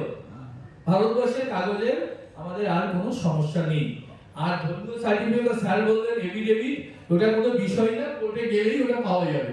আর স্যার খুব একটা ভালো জিনিস ইন্ডিকেট দেখেন, কতটা উনি মনোবিদ, আমাদের এই অ্যাপ্লিক্যান্টকে ওনাকে মানে ফিরিয়ে দিতে, রিসিডিউল করতে ওনার খুব বিবেকে লাগছে। এটা মানবিকতার পরিচয়। উনি বলছেন যে আপনারা এমন ভাবে অ্যাপ্লিকেশন করুন, সত্যি তো বাংলাদেশ থেকে আসার সময় ভয়ে এবং নেতার কাছে গিয়ে বলেছে, দাদা রেশন কার্ড কোথায়, তোর নাম কিটা বল। আমার নাম লিটন বিশ্বাস বা লিটন কুমার বিশ্বাস বলেছে, ও তার খেয়াল নেই, ও লিটন বিশ্বাস করে একটা সার্টিফিকেট দিয়ে দিয়েছে, কিন্তু বাংলাদেশে আমার লিটন কুমার বিশ্বাস রয়েছে। এটাও কিন্তু হামেশা করছে, বলছো তো। সেই জন্য স্যার বললেন, এই যে সামান্য সামান্য যে গ্যাপ গুলো আছে, তো আইনের পরিভাষায় সামান্য না, ওগুলো মেকআপ করতে হবে। আপনারা ফার্স্ট ক্লাস জুডিশিয়াল ম্যাজিস্ট্রেট কে এফিডেভিট করবেন, পেপারে অ্যাড দেবেন, কারণ এই সার্টিফিকেটটা কিন্তু আমার যত সার্টিফিকেট আছে সবার থেকে বেশি ওয়েটেজ আছে, তার জন্য এটা খুব সিরিয়াসলি নেবেন। তাহলে এই কাজটা আমরা করতেই পারি কিনা? আর তার জন্য যা হেল্প লাগবে আমাদের কাছে যদি আসুন বিনা পয়সায়, কিন্তু জানেন আপনারা আমাদের কোনো পয়সা লাগে না,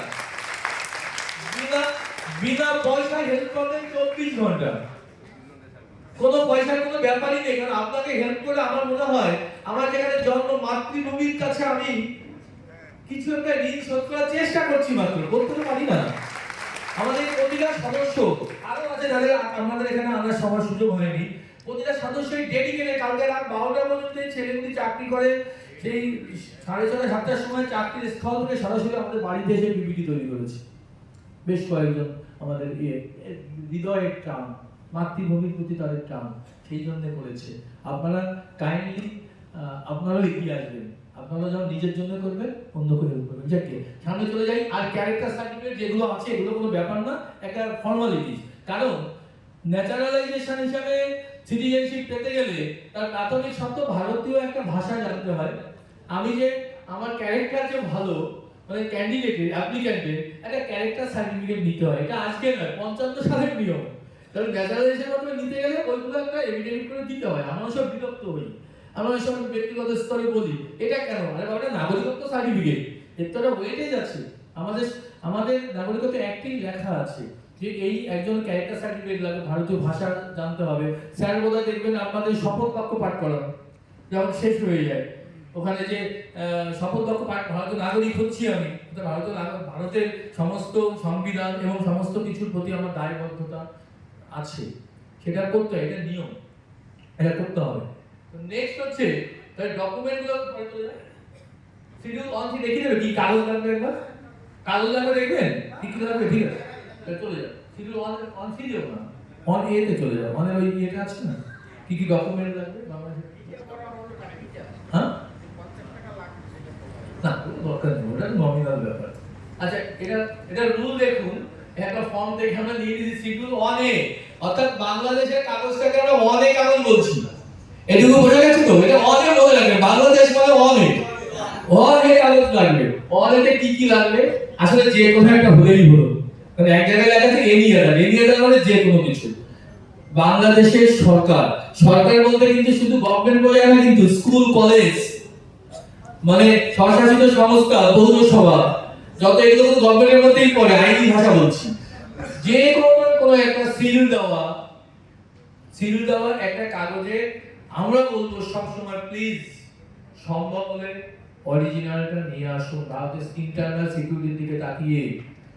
যদি একান্তই সম্ভব না হয় তখন ওখান থেকে অনলাইনে নিয়ে আসুন, মেলের মাধ্যমে, আর তাও যদি সম্ভব না হয় তার জন্য আমরা লড়াই করবো। তাহলে এটা কি কি লাগবে, সবই বেসিক্যালি এরিয়াটা লেখা আছে দেখবেন এক জায়গায়। এই যে এরিয়াটা মানে কি, এরিয়াটা মানে সব, যে কোনো একটা কিছু হলেই হলো। দেখেন 8 নম্বরে লেখা আছে এরিয়াটা, ও হ্যাঁ এরিয়াটা, 9 নম্বরে লেখা আছে এরিয়াটা, 9 নম্বর এরিয়াটা এই করে দাও।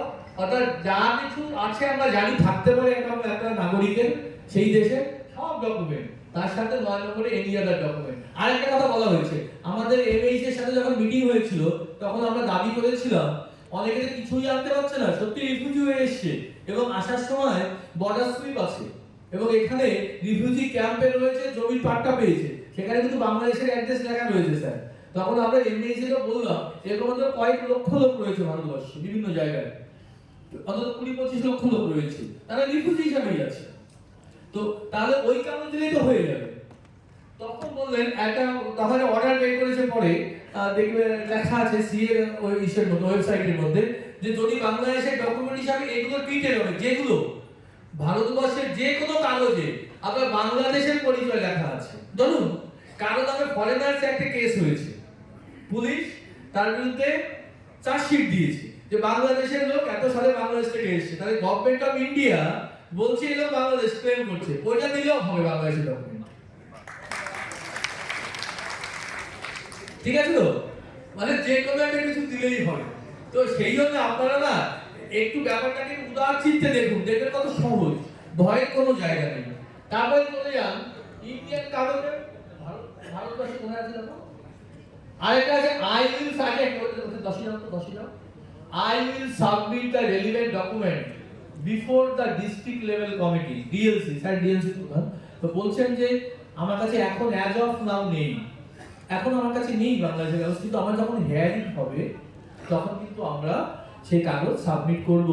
এটা একটা গভীর ইঙ্গিত আছে, সব ইঙ্গিত তো আমরা বলেছি, এটা এগেইনস্টে কেস হয়েছে সুপ্রিম কোর্টে, এখনো কেস চলছে, এগুলো এগেইনস্টে আমাদের যারা বন্ধু তারা কেস করেছে আমাদের বিরুদ্ধে। তো সেখানে বলেছে এই রুলগুলো ভুলভাল রুল, সংবিধান বিরোধী রুল, ওই জন্য আইনটা যখন করতে হয় ওই কেসটাকে মাথায় রেখে করতে হচ্ছে, যে একটু এদিক ওদিক হলেই তাহলে কিন্তু নালায় ভয় হয়ে যাবে। সেই জন্য 10 নম্বর ধারা যোগ করা হয়েছে ওই উদ্দেশ্যে, যাদের কাগজ নেই তাদের উদ্দেশ্যে। কারণ আইনে তো বলা যাবে না কাগজ নেই অ্যাপ্লিকেশন করুন, ওই জন্য এটা যোগ করা হয়েছে। আমার ধারণা যতটুকু আমার বোধগম্য হয়েছে, খুব তাড়াতাড়ি হয়তো 6 মাসের মধ্যে এইটার আরেকটা নোটিফিকেশন হবে, এইটা নোটিফিকেশন হবে, I will submit the relevant document before the district level committee। অর্থাৎ 10 নম্বর ক্লিক করলে কোনো কাগজ দিতে হচ্ছে না, আপনি অ্যাপ্লিকেশন করলেন, কেমন, তারপরে হয়তো আসবে, আমি চেষ্টা করেছিলাম বাট পারিনি, এটা এগ্রিমেন্ট করে জমা দিলাম, হতে পারে, এটা হওয়ার সম্ভাবনাটা প্রবল আছে। কিন্তু ওটুকুর জন্য আমরা ওয়েট করবো না, যাদের ক্ষমতা আছে আমরা ওগুলো অ্যারেঞ্জ করব। নেক্সট, আচ্ছা কিভাবে ফ্লো চার্টটা দেখি দাও, ইন্ডিয়ান ডকুমেন্ট দেখি দাও, ইন্ডিয়ান ডকুমেন্ট দেখো নিচে আছে, ইন্ডিয়ান ডকুমেন্ট বলতে দেখো এখানে এরিয়া আছে, কপি অফ ভিসা, অর্থাৎ বাংলাদেশ থেকে ধরুন কেউ 2002 সালে এসছে, পাসপোর্টে এসছে, ভিসা নিয়ে এসছে, কিন্তু সে ফিরে যায়নি, তাহলে ওটা দুটো জিনিস প্রমাণ করে, ওটা দিয়ে দুটোই হয়, ওটা দিয়ে কিন্তু এ বি দুটোই হবে। বাংলাদেশের পাসপোর্ট, বাংলাদেশের লোক, আর ভিসা নিয়ে দেশে এসে 14 সালের আগে বা আমাদের ইমিগ্রেশনে সিল রয়েছে বলে, তাই তো প্রেক্ষাপটে আসলে ইমিগ্রেশন সিল দেয় না যে এত সালে প্রবেশ করলো, এন্ট্রি অ্যারাইভাল, তা সেটা দেখানো তো হয়ে যাচ্ছে এত সালে এসছি। অর্থাৎ বাংলাদেশের পাসপোর্ট যদি এরকম থাকে তাহলে কিন্তু ইন্ডিয়ার বাংলাদেশের একটা পাসপোর্টই হয়ে যাবে। কিন্তু দুর্ভাগ্য হচ্ছে অনেক সময় সেগুলো আমাদের কাছে হাত থেকে চলে যায় বিভিন্ন কারণে। কেন চলে যায় আপনারা জানেন, ব্যাখ্যার মধ্যে যাবো না। আচ্ছা বেশ, তারপরে দেখো এফ আর অফিস, এটা দরকার নেই, এটা নরমালি আমাদের ক্ষেত্রে প্রযোজ্য নয়। নেক্সট হচ্ছে স্লিপ ইস্যুড বাই সেন্সাস, অর্থাৎ জনগণনার সময় যে স্লিপ দিয়ে দেবে সেটা, গভর্নমেন্টের কোনো licence, driving licence, Aadhaar card আছে, ঠিক আছে, আধার কার্ড, ড্রাইভিং লাইসেন্স ইত্যাদি কোনো পারমিট, রেশন কার্ড, এখন রেশন কার্ডকে আলাদা করে স্পেসিফিক করা আছে। Any letter issued by government court, ওই একটা বললো না কোর্টের কথা, হ্যাঁ সেই কোর্ট থেকে যদি কোনো ব্যয় চিঠি, বার্থ সার্টিফিকেট, এটা একটা এক্সেপশনাল সিচুয়েশন, এটা পরে একদিন ডিটেইল আলোচনা করতে সময় পেলে। নেক্সট ল্যান্ড, জমির দলিল, প্যান কার্ড ইত্যাদি। প্যান কার্ডের সমস্যা আছে আমাদের, দেখবেন প্রথম দিকে প্যান কার্ডে কিছু ডেট আছে, ডেট অফ ইস্যু আছে, কিন্তু প্যান কার্ডে ডেট অফ ইস্যু নেই। স্যারকে আমি একটু বলবো এটা নিয়ে স্যারের কি ভাবনা, তাহলে প্যান কার্ড করা আছে স্যার ধরুন 1995 সালে, প্যান কার্ডে পাশে 10/10/1995 এইভাবে শুধু লেখা আছে, ওটা ডেট অফ ইস্যু। তো যদি ইন্টারনেট থেকে ডাউনলোড করে, ওখানে ইন্টারনেট থেকে ডাউনলোড করলে ডেট অফ ডিসপাস লেখা থাকে, ওটা যদি আপনারা অ্যাকসেপ্ট করেন মানে কিন্তু প্যান কার্ডটা ব্যবহার করতে পারবেন। আর ডেট অফ ইস্যু, যেহেতু ডেট অফ ইস্যু করে লেখা নেই, কিন্তু ডেট অফ ইস্যু লেখা আছে স্যার, ওটা আছে লেখা, কিন্তু ডেট অফ ইস্যু এই শব্দ লেখা নেই, না কিন্তু ডেট অফ ইস্যুটা আছে, কিছু প্যান কার্ডে আছে। হ্যাঁ স্যার, ওটা যদি আপনারা অ্যাকসেপ্ট করেন তাহলে অনেকের সুবিধা হয়। হ্যাঁ স্যার, একদম অ্যাকসেপ্ট করে তাহলে ভালো হবে, ঠিক। তাহলে প্যান কার্ড হলো, তারপরে হ্যাঁ একটা হাততালি দাও স্যার, দেখে কত। আচ্ছা এনি আদার ডকুমেন্ট, বারবার বলছি এনি আদার মানে কি, অল, তাই তো আমরা তো একটু লেখাপড়া শিখেছি। এনি আদার মানে যা কিছু, যে একটা ডকুমেন্ট হলেই হলো, ওই জন্য আমি বলি কি এত পড়ার দরকার নেই। আপনার ভারত সরকারের school, college, post office, bank ইত্যাদি ইত্যাদি যা কিছু সিল থাকলেই হলো সরকারের, এবং ডেট থাকতে হবে তাতে বোঝা যায় এনি আদার ডকুমেন্ট। তারপর তো দেখুন সবই আছে। Certificate issued by an elected member, 11 নম্বরটা very very important. Certificate issued by an elected member of the rural or urban body or officer thereof or a revenue officer. Sir elected member মানে MLA, MP. বাহ ভাই, হাততালি দাও ভাই, sir প্রথমে accept করলেন, অসাধারণ। দেখেন পজিটিভিটি থাকলে কোথায় যাওয়া যায়, কিন্তু ডিটেইল হতে হবে। যখন আপনি সার্টিফিকেট দেখেন, যখন আপনি ধরুন আপনি এসেছেন 10 সালের এমএলএ যিনি ছিলেন তাকে দিয়ে সার্টিফিকেট দিতে হবে। 10 সালে যদি পঞ্চায়েত প্রধান ছিলেন তাকে দিয়ে এখন পঞ্চায়েত প্রধান দিলে কিন্তু হবে না। আমি কি বোঝাতে পেরেছি? অর্থাৎ ওই সময়কার যিনি প্রধান ছিলেন, পঞ্চায়েত মেম্বার ছিলেন, মিউনিসিপ্যালিটি কাউন্সিলর ছিলেন, তাকে দিয়ে দিতে হবে সেই সময়ে। এখনকার ডেট দিলে কিন্তু হবে না, এটা মনে রাখতে হবে, সেই সময় দিতে হবে যাকে। আচ্ছা বেশ, না আইনটাকে তো আমাদের দ্বারা বাঁচাতে হবে, আমরা এখান থেকে একটু বিচ্যুত হব, কাল ওটা বন্ধ হয়ে যাবে, সুপ্রিম কোর্টে স্থগিত দিয়ে দেবে। Next insurance policy, electricity bill চলে যাবে, তাড়াতাড়ি যাও। Court tribunal order, document showing employee EPF থাকে, পেনশন থাকে, স্কুল লিভিং সার্টিফিকেট, অর্থাৎ আমরা যারা স্কুলে চাকরি করি আমরা জানি ছেলেমেয়েরা স্কুল লিভিং পড়লে স্কুল লিভিং দিয়ে দিই, সেটা দিলেও হবে। স্যার আরেকটা কথা, স্যার ধরুন একজন ব্যক্তি সে 80 সালে 8 পাস করেছে, এবং স্বাভাবিক কেন 80 সালের পুরনো কাগজ তো থাকার কথা না, কিন্তু সার্টিফিকেট দিচ্ছে যে 80 সালে 4 পাস করেছে এখান থেকে, কিন্তু ডেট অফ ইস্যু তো স্যার এখনকার ডেটেই হবে, ওটা কি অ্যাকসেপ্ট করা যাবে? আপনি যদি স্যার এমএস এর সাথে এমএস নয়, ওই কৌশিক শাহ যিনি আছেন আমাদের মানে সেন্সাসে, ওনার সঙ্গে যদি কথা বলেন আপনি, আমরাও কথা বলবো, মানে আপনার থ্রু দিয়ে গেলে কি হবে, প্রপার চ্যানেল হবে স্যার, কথা বলতে বলবেন। ঘটনা তো পুরনো ঘটনা, 80 সালে পড়েছে, আর 80 সালে সার্টিফিকেট সবসময় থাকে না, 8 প্লাস লাগেও না সেই সময়, ওটা বলছে ওরা স্যার, কিন্তু ওটা কিন্তু মানে অ্যাজ পার রুল কিন্তু ঠিক না, মানে ঘটনাটা কত সালে সেটাই দেখার বিষয়। স্যার আপনি কথা বলবেন, আমাদের তরফ থেকে আমরা চেষ্টা করবো ওনাদের সঙ্গে কথা বলা, ঠিক আছে? School living certificate, academic certificate ইত্যাদি ইত্যাদি, ঠিক আছে? বোঝা গেছে তো? তাহলে কি কি ডকুমেন্ট লাগবে? এনি আদার বুঝতে হবে। হ্যাঁ, আচ্ছা নেক্সট ম্যারেজ সার্টিফিকেট হলো হবে, ম্যারেজ সার্টিফিকেট হলো হবে। নেক্সট চলে যাও। হ্যাঁ, শেষ করে দেবো, একটু শেষ করে দেবো। নেক্সট চলে যাও। আচ্ছা এবার এটা নিয়ে আমার মনে হয় আমার তরফ থেকে যে প্রচেষ্টা আপনাদেরকে বোঝানো সিটিজেনশিপ অ্যামেন্ডমেন্ট অ্যাক্ট নিয়ে এবং অ্যাপ্লিকেশন করার নিয়ে, সাহস সঞ্চয়, ভীতু মানুষ কখনোই, ভীতু জাতি কখনোই এস্টাবলিশড হতে পারে না। আমাদের সাহসী হতে হবে, আমাদের সাহসী হতে হবে। যারা বলে না যে আমি তো এই দেশেরই নাগরিক, সত্যি তো এই দেশের নাগরিক, ঐতিহাসিকভাবে রাজনৈতিকভাবে সেটা তো সত্যি কথা, কিন্তু আইনটাকে মান্যতা দিয়ে আমাদেরকে এই জায়গাটা আসতে হবে, এইটুকু আমাদের বুঝতে হবে। আমার মনে হয়েছে তাই, আমরা তো কিন্তু সারা জীবনই ওই সংগ্রাম করেই যেতে হবে। নেক্সট আমরা এবার যেটা যাবো, এটা দেখে নেবেন, আমি কিছু নয়, দুই ধরনের সার্টিফিকেট হয়, আবার চলে গেছে দাও। একটা হচ্ছে দেখবেন অ্যাপ্লিকেশন যারা করবেন, অ্যাপ্লিকেশনে 99% অ্যাপ্লিকেশন হবে হচ্ছে 8A। স্যার আমি ভুল বললে স্যার আমাকে কারেকশন করে দেবেন। স্যার আমি একটু বলছি, আমি ভুল বললে আপনি কারেকশন করে দেবেন। 8A ফর্ম হচ্ছে 90% ক্ষেত্রে ন্যাচারালাইজেশন। 8A ফর্ম স্যার, আমি যেটা অ্যাপ্লিকেশন করা হয়, অ্যাপ্লিকেশনে দুটো ফর্ম দেখবেন প্রায় যায় স্যার, 8A আর 3A, যার husband person who is married to a citizen of India, তার ক্ষেত্রে ফর্মটা বদলে গিয়ে 3A হবে। আর যে একেবারেই সবকিছুই বাংলাদেশে, তার ক্ষেত্রে 8A ফর্ম হবে স্যার। এই যে 8A ফর্ম, না না 8A আছে, এটা 8A আছে, এটা 8A আছে, 8A 5 6 7 8A form, 7টা serial number দাদা, এই ফর্ম নাম্বার 8A প্রমাণে লেখা ফর্ম নাম্বারটা 8A। এই দুই ধরনের হয়, নরমালি আমাদের বাকিগুলো হয় না, আমাদের ফর্মের প্রভিশন আছে তাও আপনারা করবেন। নেক্সট চলে যাও, চলে যাও। আচ্ছা এই প্রসঙ্গে একটা কথা বলি, এই নাগরিকত্ব সার্টিফিকেটে কতটা গুরুত্ব আমাদের এসে চলে যাবে না, এসআইআর চলে যাবে, একসাথে শেষ করে দিতে হবে। নাগরিকত্ব ইস্যুতে দেখবেন এসআইআর চলে যাবে। আমাদের এখন খুব প্রচলিত SIR, special intensive revision of what, voter list, তাই তো? কোথায় চলছে আমাদের? বিহারে। আমাদের সামনে শুরু হবে।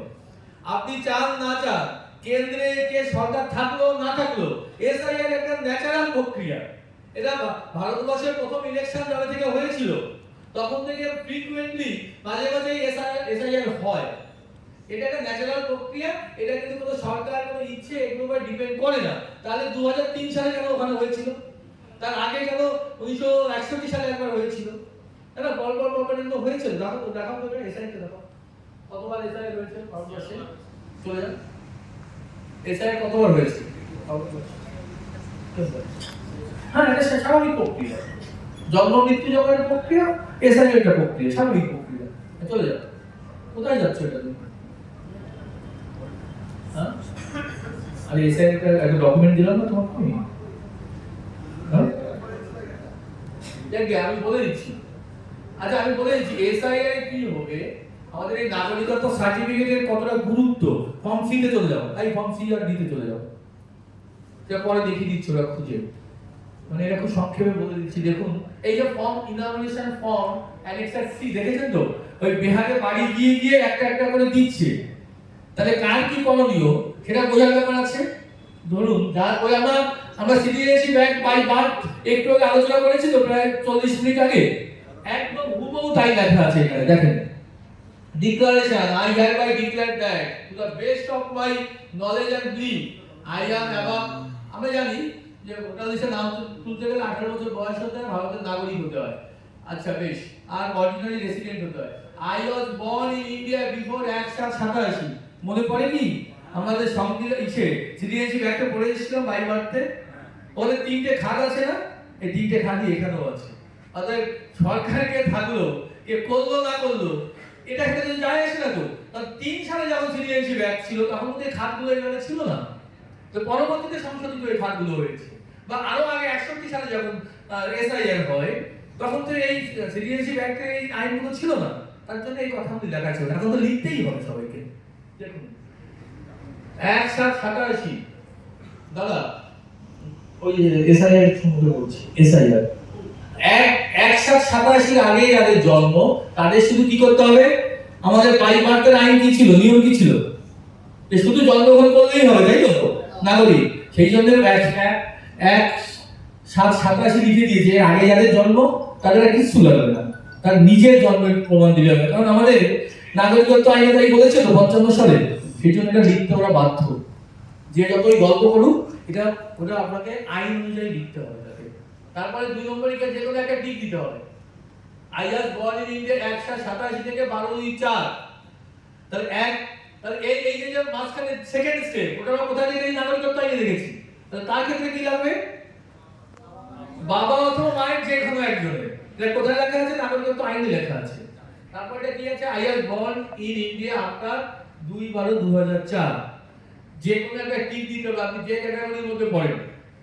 তাহলে সেই কাগজগুলি আপনাকে কি কি প্রমাণ আছে অ্যানেক্সারে তার মধ্যে একটা দিতে হবে। আমি ওটার মধ্যে যত সময় পেলে ঢুকবো। চলে যান, আরো অপশন আছে, যান চলে যান অপশন দাও। আচ্ছা দেখুন, I have acquired Indian citizenship by registration or naturalisation. এটা আছে certificate of registration of citizenship. বুঝতে পেরেছেন? সিটিজেনশিপ সার্টিফিকেট হয়ে গেলে কি কিছু লাগবে, শুধু ওইটা টিক দেবেন, সার্টিফিকেটটা দেবেন। তো এই সুযোগ তো হাতছাড়া করে কোনো পাগলও করে, কেউ করে না। অতএব ওই সমস্ত ঝুট ঝামেলার মধ্যে যাবোই না আমরা। ওই লিখতে বানিয়ে গল্প টল্প কাগজপত্র বানানো অনেক ঝামেলা। সত্যি কথা বলে সার্টিফিকেট দেবো, একটা জেরক্স কপি দিয়ে দেবো, ওটা দেশের নাম উঠতে 100%। এই জন্য খুব দ্রুত আমাদেরকে যারা এলিজিবল তারা অ্যাপ্লিকেশন করবেন এবং সঙ্গে সঙ্গে এইটা টিক দিয়ে দেবেন। এটা টিক দেবেন, কোথায় আছে এই যে এটা টিক দেবেন, এটা টিক দেবেন, সার্টিফিকেটের জেরক্সটা লাগিয়ে দেবেন। ঠিক আছে? আমি জাস্ট এসআইআরটা দেখালাম। এসআইআর সম্পর্কে কিছু বলার ছিল কিন্তু এখন আমি হয়তো সময় পাচ্ছি না, আমাদের প্রশ্নোত্তর পর্ব যেতে হবে। নেক্সট চলে যাও, আরেকদিন বলবো। নেক্সট চলে যাও অন্য জায়গায়। ওটা হচ্ছে আমাদের একটা আইন হয়েছে আপনারা জানেন 25 সালে, আমাদের তো ইস্যু ছিল এটা 25 সালে ইমিগ্রেশন এন্ড ফরেনার্স এর আইন হয়েছে তো, আপনারা শুনেছেন হয়েছে আইন, এটা শুনেছেন তো? এখানে কি মানুষ কি বলছে, ইউটিউবাররা পেপারে কি বলছে, মানুষ বলছে যে ওই যে আগে যে ফরেনার্স অ্যাক্ট ছিল সে বাতিল হয়ে গেছে। আগে যে ওটা বের করো, দেখো আমি বলি, আগে আমাদের স্বাধীনতার আগে ব্রিটিশ পার্লামেন্টের আইন চলছিল এই 25 সালের আগে পর্যন্ত। 1920 সাল আপনারা জানেন, 20 সালে যে আইন হতো ভারতবর্ষে সেটা ব্রিটিশ পার্লামেন্টে পাস করতে হতো। 20 সাল, 39 সাল, 46 সাল, এই তিনটে আইন ব্রিটিশের সময় ব্রিটিশদের প্রয়োজনে তৈরি হয়েছিল। এইটা ক্যারিয়ার্স লায়াবিলিটি, এটা 2000 সালের পরে হয়েছে। তো এই চারটি আইনকে একসঙ্গে করে যুগোপযোগী করে একটা আইন করা হয়েছে 25 সালে। এই যেটা বলছে যে এটাতে আমাদের কত বিপদটা দেখছি, বিপদ তো আছেই, কতটা বিপদ দেখছি। তাহলে এই চারটি আইনকে একসঙ্গে করে ছোট্ট করে যুগোপযোগী করে একটা আইন হয়েছে। কেন আইনটা হয়েছে? আইনটা হয়েছে consolidation of 4 pre independent outdated law. অর্থাৎ ওই লগুলো আউটডেটেড হয়ে গেছে, অর্থাৎ এখনকার যুগে চলে না। এখন ইন্টারনেটের যুগ, ডিজিটাল যুগ, সেই জন্য চেঞ্জ করতে হচ্ছে, ফিঙ্গারপ্রিন্ট দিতে হয়, অনেক কিছু করতে হয়। তাই আরেকটা জিনিস বিশেষত্ব আছে এখানে, establishment of bureau of immigration. অর্থাৎ আগে ব্যুরো অফ ইমিগ্রেশন ছিল কিন্তু সেটা অ্যাডমিনিস্ট্রেটিভ অর্ডারে জিও আকারে ছিল, কিন্তু অ্যাক্ট আকারে ছিল না, অ্যাক্টের মধ্যে লেখা ছিল না। সেটা ওটাকে চ্যানেলাইজ করার জন্য, ফর্মালাইজ করার জন্য আমাদের কিন্তু ব্যুরো অফ ইমিগ্রেশন করা হয়েছে। তারপর হচ্ছে ডিজিটাল মেকানিজমটাকে আরো বেশি আপ টু ডেট করার জন্য করা হয়েছে। আর যেটা নিয়ে কথা হচ্ছে এটা প্রমাণ দেবো, exception to religious minorities in Bangladesh, Pakistan আর আফগানিস্তান আন্ডার সেকশন 333 এন্ড 36(2). আমাদের দেখবেন অনেক ইউটিউবরা, আমাদের বন্ধুরা বলে থাকে যে আগে তো আইনটা ক্যান্সেল হয়ে গেল, তো এই ওটা ইমিগ্রেশন 25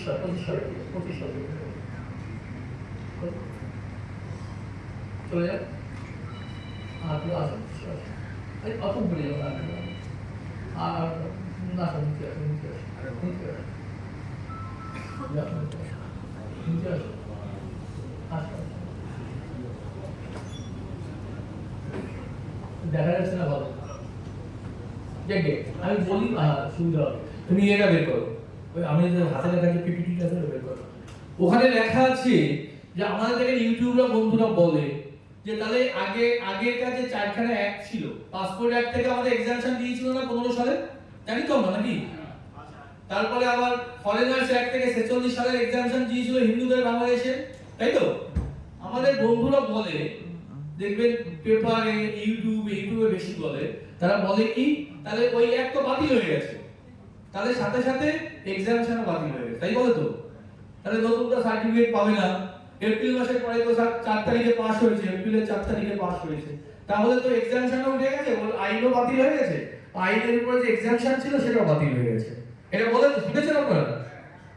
কত বড় মিথ্যে কথা দেখুন, এইটাই দেখুন। চলে যাও, হ্যাঁ এই যে এসে চলে যাও, অ্যাক্টে চলে যাও, অ্যাক্টে যাও, অ্যাক্টে রিলেটেড তো ডকুমেন্টে চলে যাও। হ্যাঁ ফরেনার কার্ড 2025 সাল, 2025 যাও, 3 এ চলে যাও, 3 এ ধারা 3 সেকশন 3 এ চলে যাও। সেকশন 3 দেখেন আবার হয়ে গেছে, করে দাও, চেক করো। সেকশন 3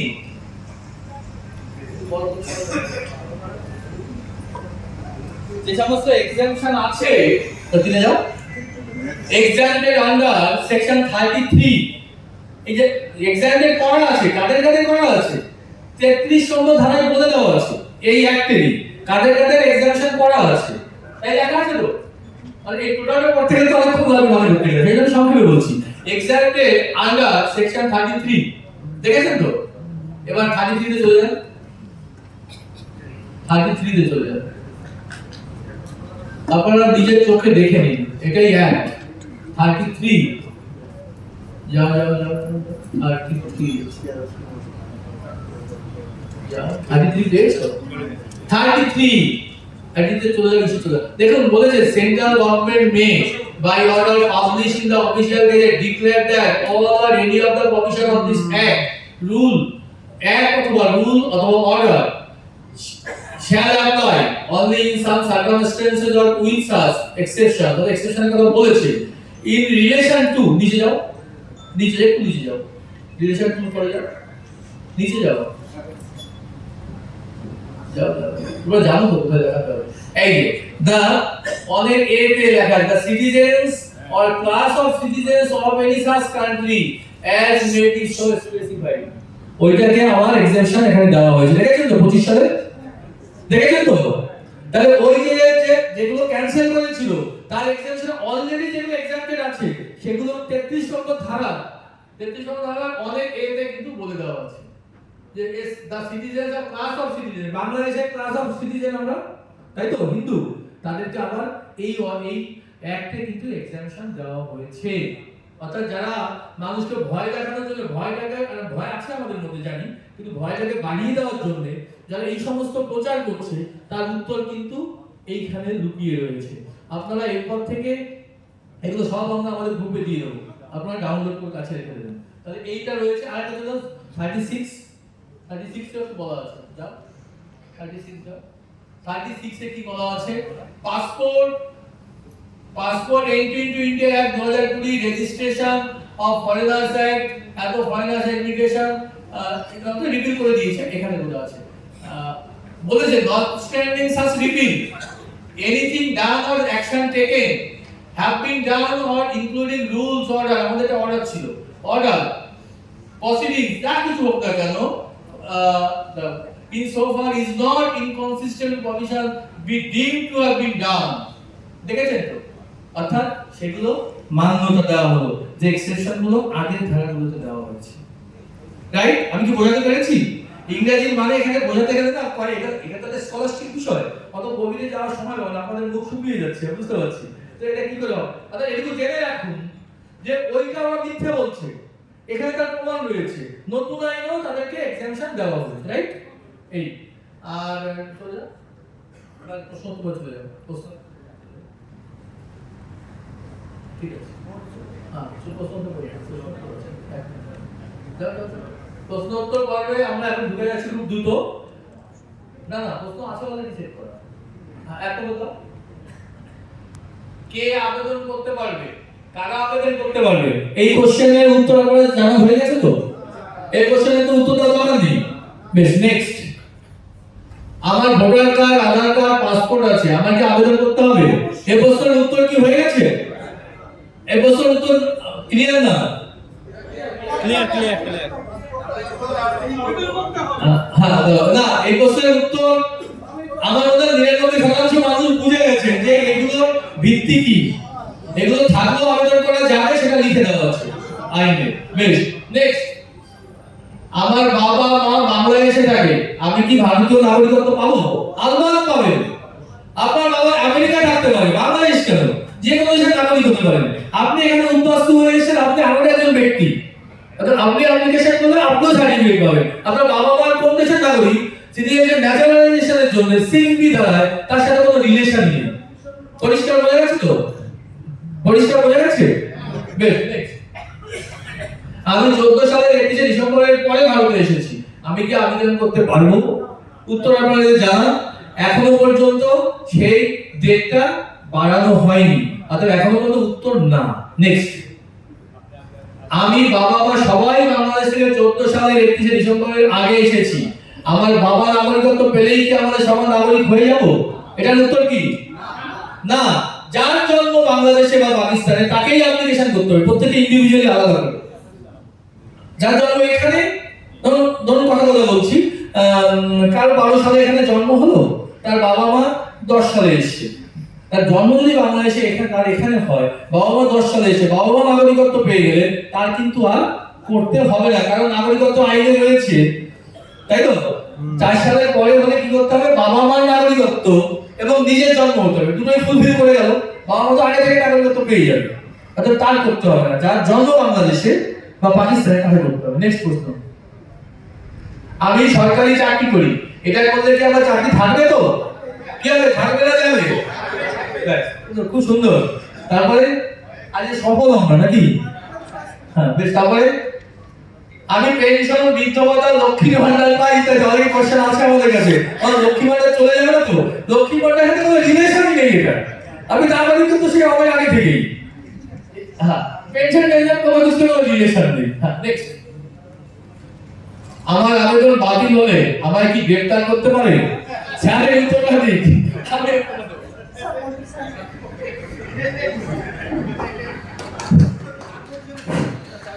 আপনাদের যতবার রিজেকশন হবে আপনারা ততবারই অ্যাপ্লাই করতে পারবেন। ডকুমেন্ট যতক্ষণ না আনতে পারবেন আপনারা আনার চেষ্টা করুন আর বারবার অ্যাপ্লাই করতে থাকুন, হয়ে যাবে। যে কোনো আপনার ডকুমেন্ট আনলেই হয়ে যাবে, নিশ্চিত থাকুন। Thank you. Thank you sir. Next question. আমি নাগরিকত্ব নিলে আমার বাংলাদেশের সব তথ্য পেয়ে যাবে, পরে আমার সেগুলো যদি বিপদে ফেলবে না, কে বিপদে ফেলবে? এই প্রশ্নটা আমার আছে, কে বিপদে ফেলবে? আচ্ছা, এটা কোনো ফাঁক নয় তো? আপনাদের কি মনে হয় এই সরকারি আইন সংসদে পাস হয়েছে, নাগরিকত্ব সব ফাঁক? এটা মনে হতে পারে? এটা হতে পারে? তাহলে এটা একটা অবান্তর, এই কোশ্চেন না করলেই ভালো হতো, তাই তো? নেক্সট। আমার স্ত্রী স্বামী জন্মসূত্রে ভারতীয়, আমায় কি আবেদন করতে হবে? করতে হবে। আপনি বাংলাদেশে জন্ম হলে করতে হবে, কিন্তু ফর্মটা বদলে যাবে। ফর্মটা হবে 3A ফর্ম। 3A ফর্মের আলাদা শর্ত আছে। কি শর্ত আছে? আপনার স্ত্রী যে ভারতীয় বলছে, আপনার কাগজে প্রমাণ করতে হবে, স্ত্রীর বার্থ সার্টিফিকেট অথবা পাসপোর্টের যে কোনো একটা দিতে হবে। আর আপনি যে বিয়ে করেছেন তার প্রমাণ হিসেবে ম্যারেজ রেজিস্ট্রেশন সার্টিফিকেট দিতে হবে, তাহলেই হয়ে যাবে। নেক্সট। আমার কাছে বাংলাদেশের কোনো ডকুমেন্ট নেই, জোগাড় করা অসম্ভব, আমি কি আবেদন করতে পারবো? আমরা দাবি রাখছি তাকে আবেদন করার সুযোগ দিতে হবে। এটা আমাদের বাঙালি ঐক্য মঞ্চের প্রাণ, মানে একদম আকুল আবেদন সরকারের কাছে। সেই জন্য আমরা যত সংখ্যায় বাড়বো আমরা বিভিন্ন ভাবে গিয়ে আদায় করার চেষ্টা করবো। নেক্সট। আমি জন্মসূত্রে ভারতীয় বলে পাসপোর্ট করেছি, এটা করলে আমার কি পাসপোর্ট বাতিল হয়ে যাবে? একদমই না। এই প্রশ্নটা হয়তো কারোর মনে ঘুরছে, কারণ অনেক গল্প মনে পড়ে যায়। আসলে ওই পাসপোর্টটা আমার কাছে খুব ভ্যালুয়েবল, তো সেই জন্য আমার তো সন্দেহ আসতে পারে। দেখুন, পাসপোর্ট অ্যাক্টে আছে আপনি place of birth, date of birth change করতে পারেন আইন অনুযায়ী। তো আপনি যখন এই সার্টিফিকেটটা পাবেন, তখন এই সার্টিফিকেটটা দিয়ে আপনি অ্যাপ্লাই করবেন যে আমার প্লেস অফ বার্থ চেঞ্জ হবে। তার জন্য কাকু কত টাকা ফি দিতে হয়? 1000 টাকা। তার জন্য 500 টাকা ফিস দিতে হয়। 500 টাকা ফিস দিয়ে সার্টিফিকেট অ্যাটাচ করে দিয়ে অ্যাপ্লিকেশন করবেন, আপনার প্লেস অফ বার্থ চেঞ্জ হয়ে যাবে। কোথায় হবে? সিটিজেনশিপ সার্টিফিকেটে যেখানে প্লেস অফ বার্থ আছে সেটা হবে। নেক্সট, আবেদন করলে ধর্মীয় উৎপীড়নের প্রমাণ দিতে হবে। যদি দিতে পারেন দেবেন, না দিতে পারলে দেবেন না, আপনি এফিডেভিট করবেন। ওখানে বলা আছে আইনে, আমি অত গভীরে যাচ্ছি না, ডিউ টু, ঠিক আছে, due to religious persecution, due to religious persecution or fear of religious persecution. ভয়টা তো প্রমাণ দেওয়া যায় না, ভেতরে আছে, তাই না? অতএব আইনটা এমন ভাবে করা হয়েছে যে রিলিজিয়াস পারসিকিউশন লিখতে তার প্রমাণ দিতে হবে, কিন্তু ফিয়ার অফ রিলিজিয়াস পারসিকিউশন যদি আপনি লিখি কারণ কোনো প্রমাণ দিতে হবে না, তাহলে আমরা কি লিখবো? ফিয়ার অফ, ধর্মীয় উৎপীড়নের ভয়ে চলে এসেছি, এটা আইনটা বাঁচানোর জন্য ফিয়ার অফ লিখে দেবো, তাহলে কোনো প্রমাণ দিতে হবে না। বেশ, নেক্সট, আমার কাছে অরিজিনাল ডকুমেন্ট নেই, ছবি বা জেরক্স আছে, আমি কি আবেদন করতে পারবো? স্যার বলে দিয়েছেন এর প্রশ্নের উত্তর এখন অবান্তর, স্যার বলে দিয়েছেন। নেক্সট, প্রশ্ন উত্তর পর্ব আপনারা তো এখানে শেষ। দুটো সার্টিফিকেটের দেখিয়ে দাও। প্রথমে 1 মিনিট, প্রথমে দুটো সার্টিফিকেট আছে দেখানো, মানে আপনারা তো আগে দেখেননি সার্টিফিকেট, আমরা এখানে পর্দায় দেখিয়ে দিই, ওই জন্য আপনাদের দেখানো যাবে, আর দেখানো যাবে না দিয়ে দাও। আমাদের একজন আমাদের কর্মকর্তা, উনি এত আবেগতাড়িত হয়ে পড়েছেন, নিজের সার্টিফিকেট নিয়ে এসে বলছে এটা দেখিয়ে দাও।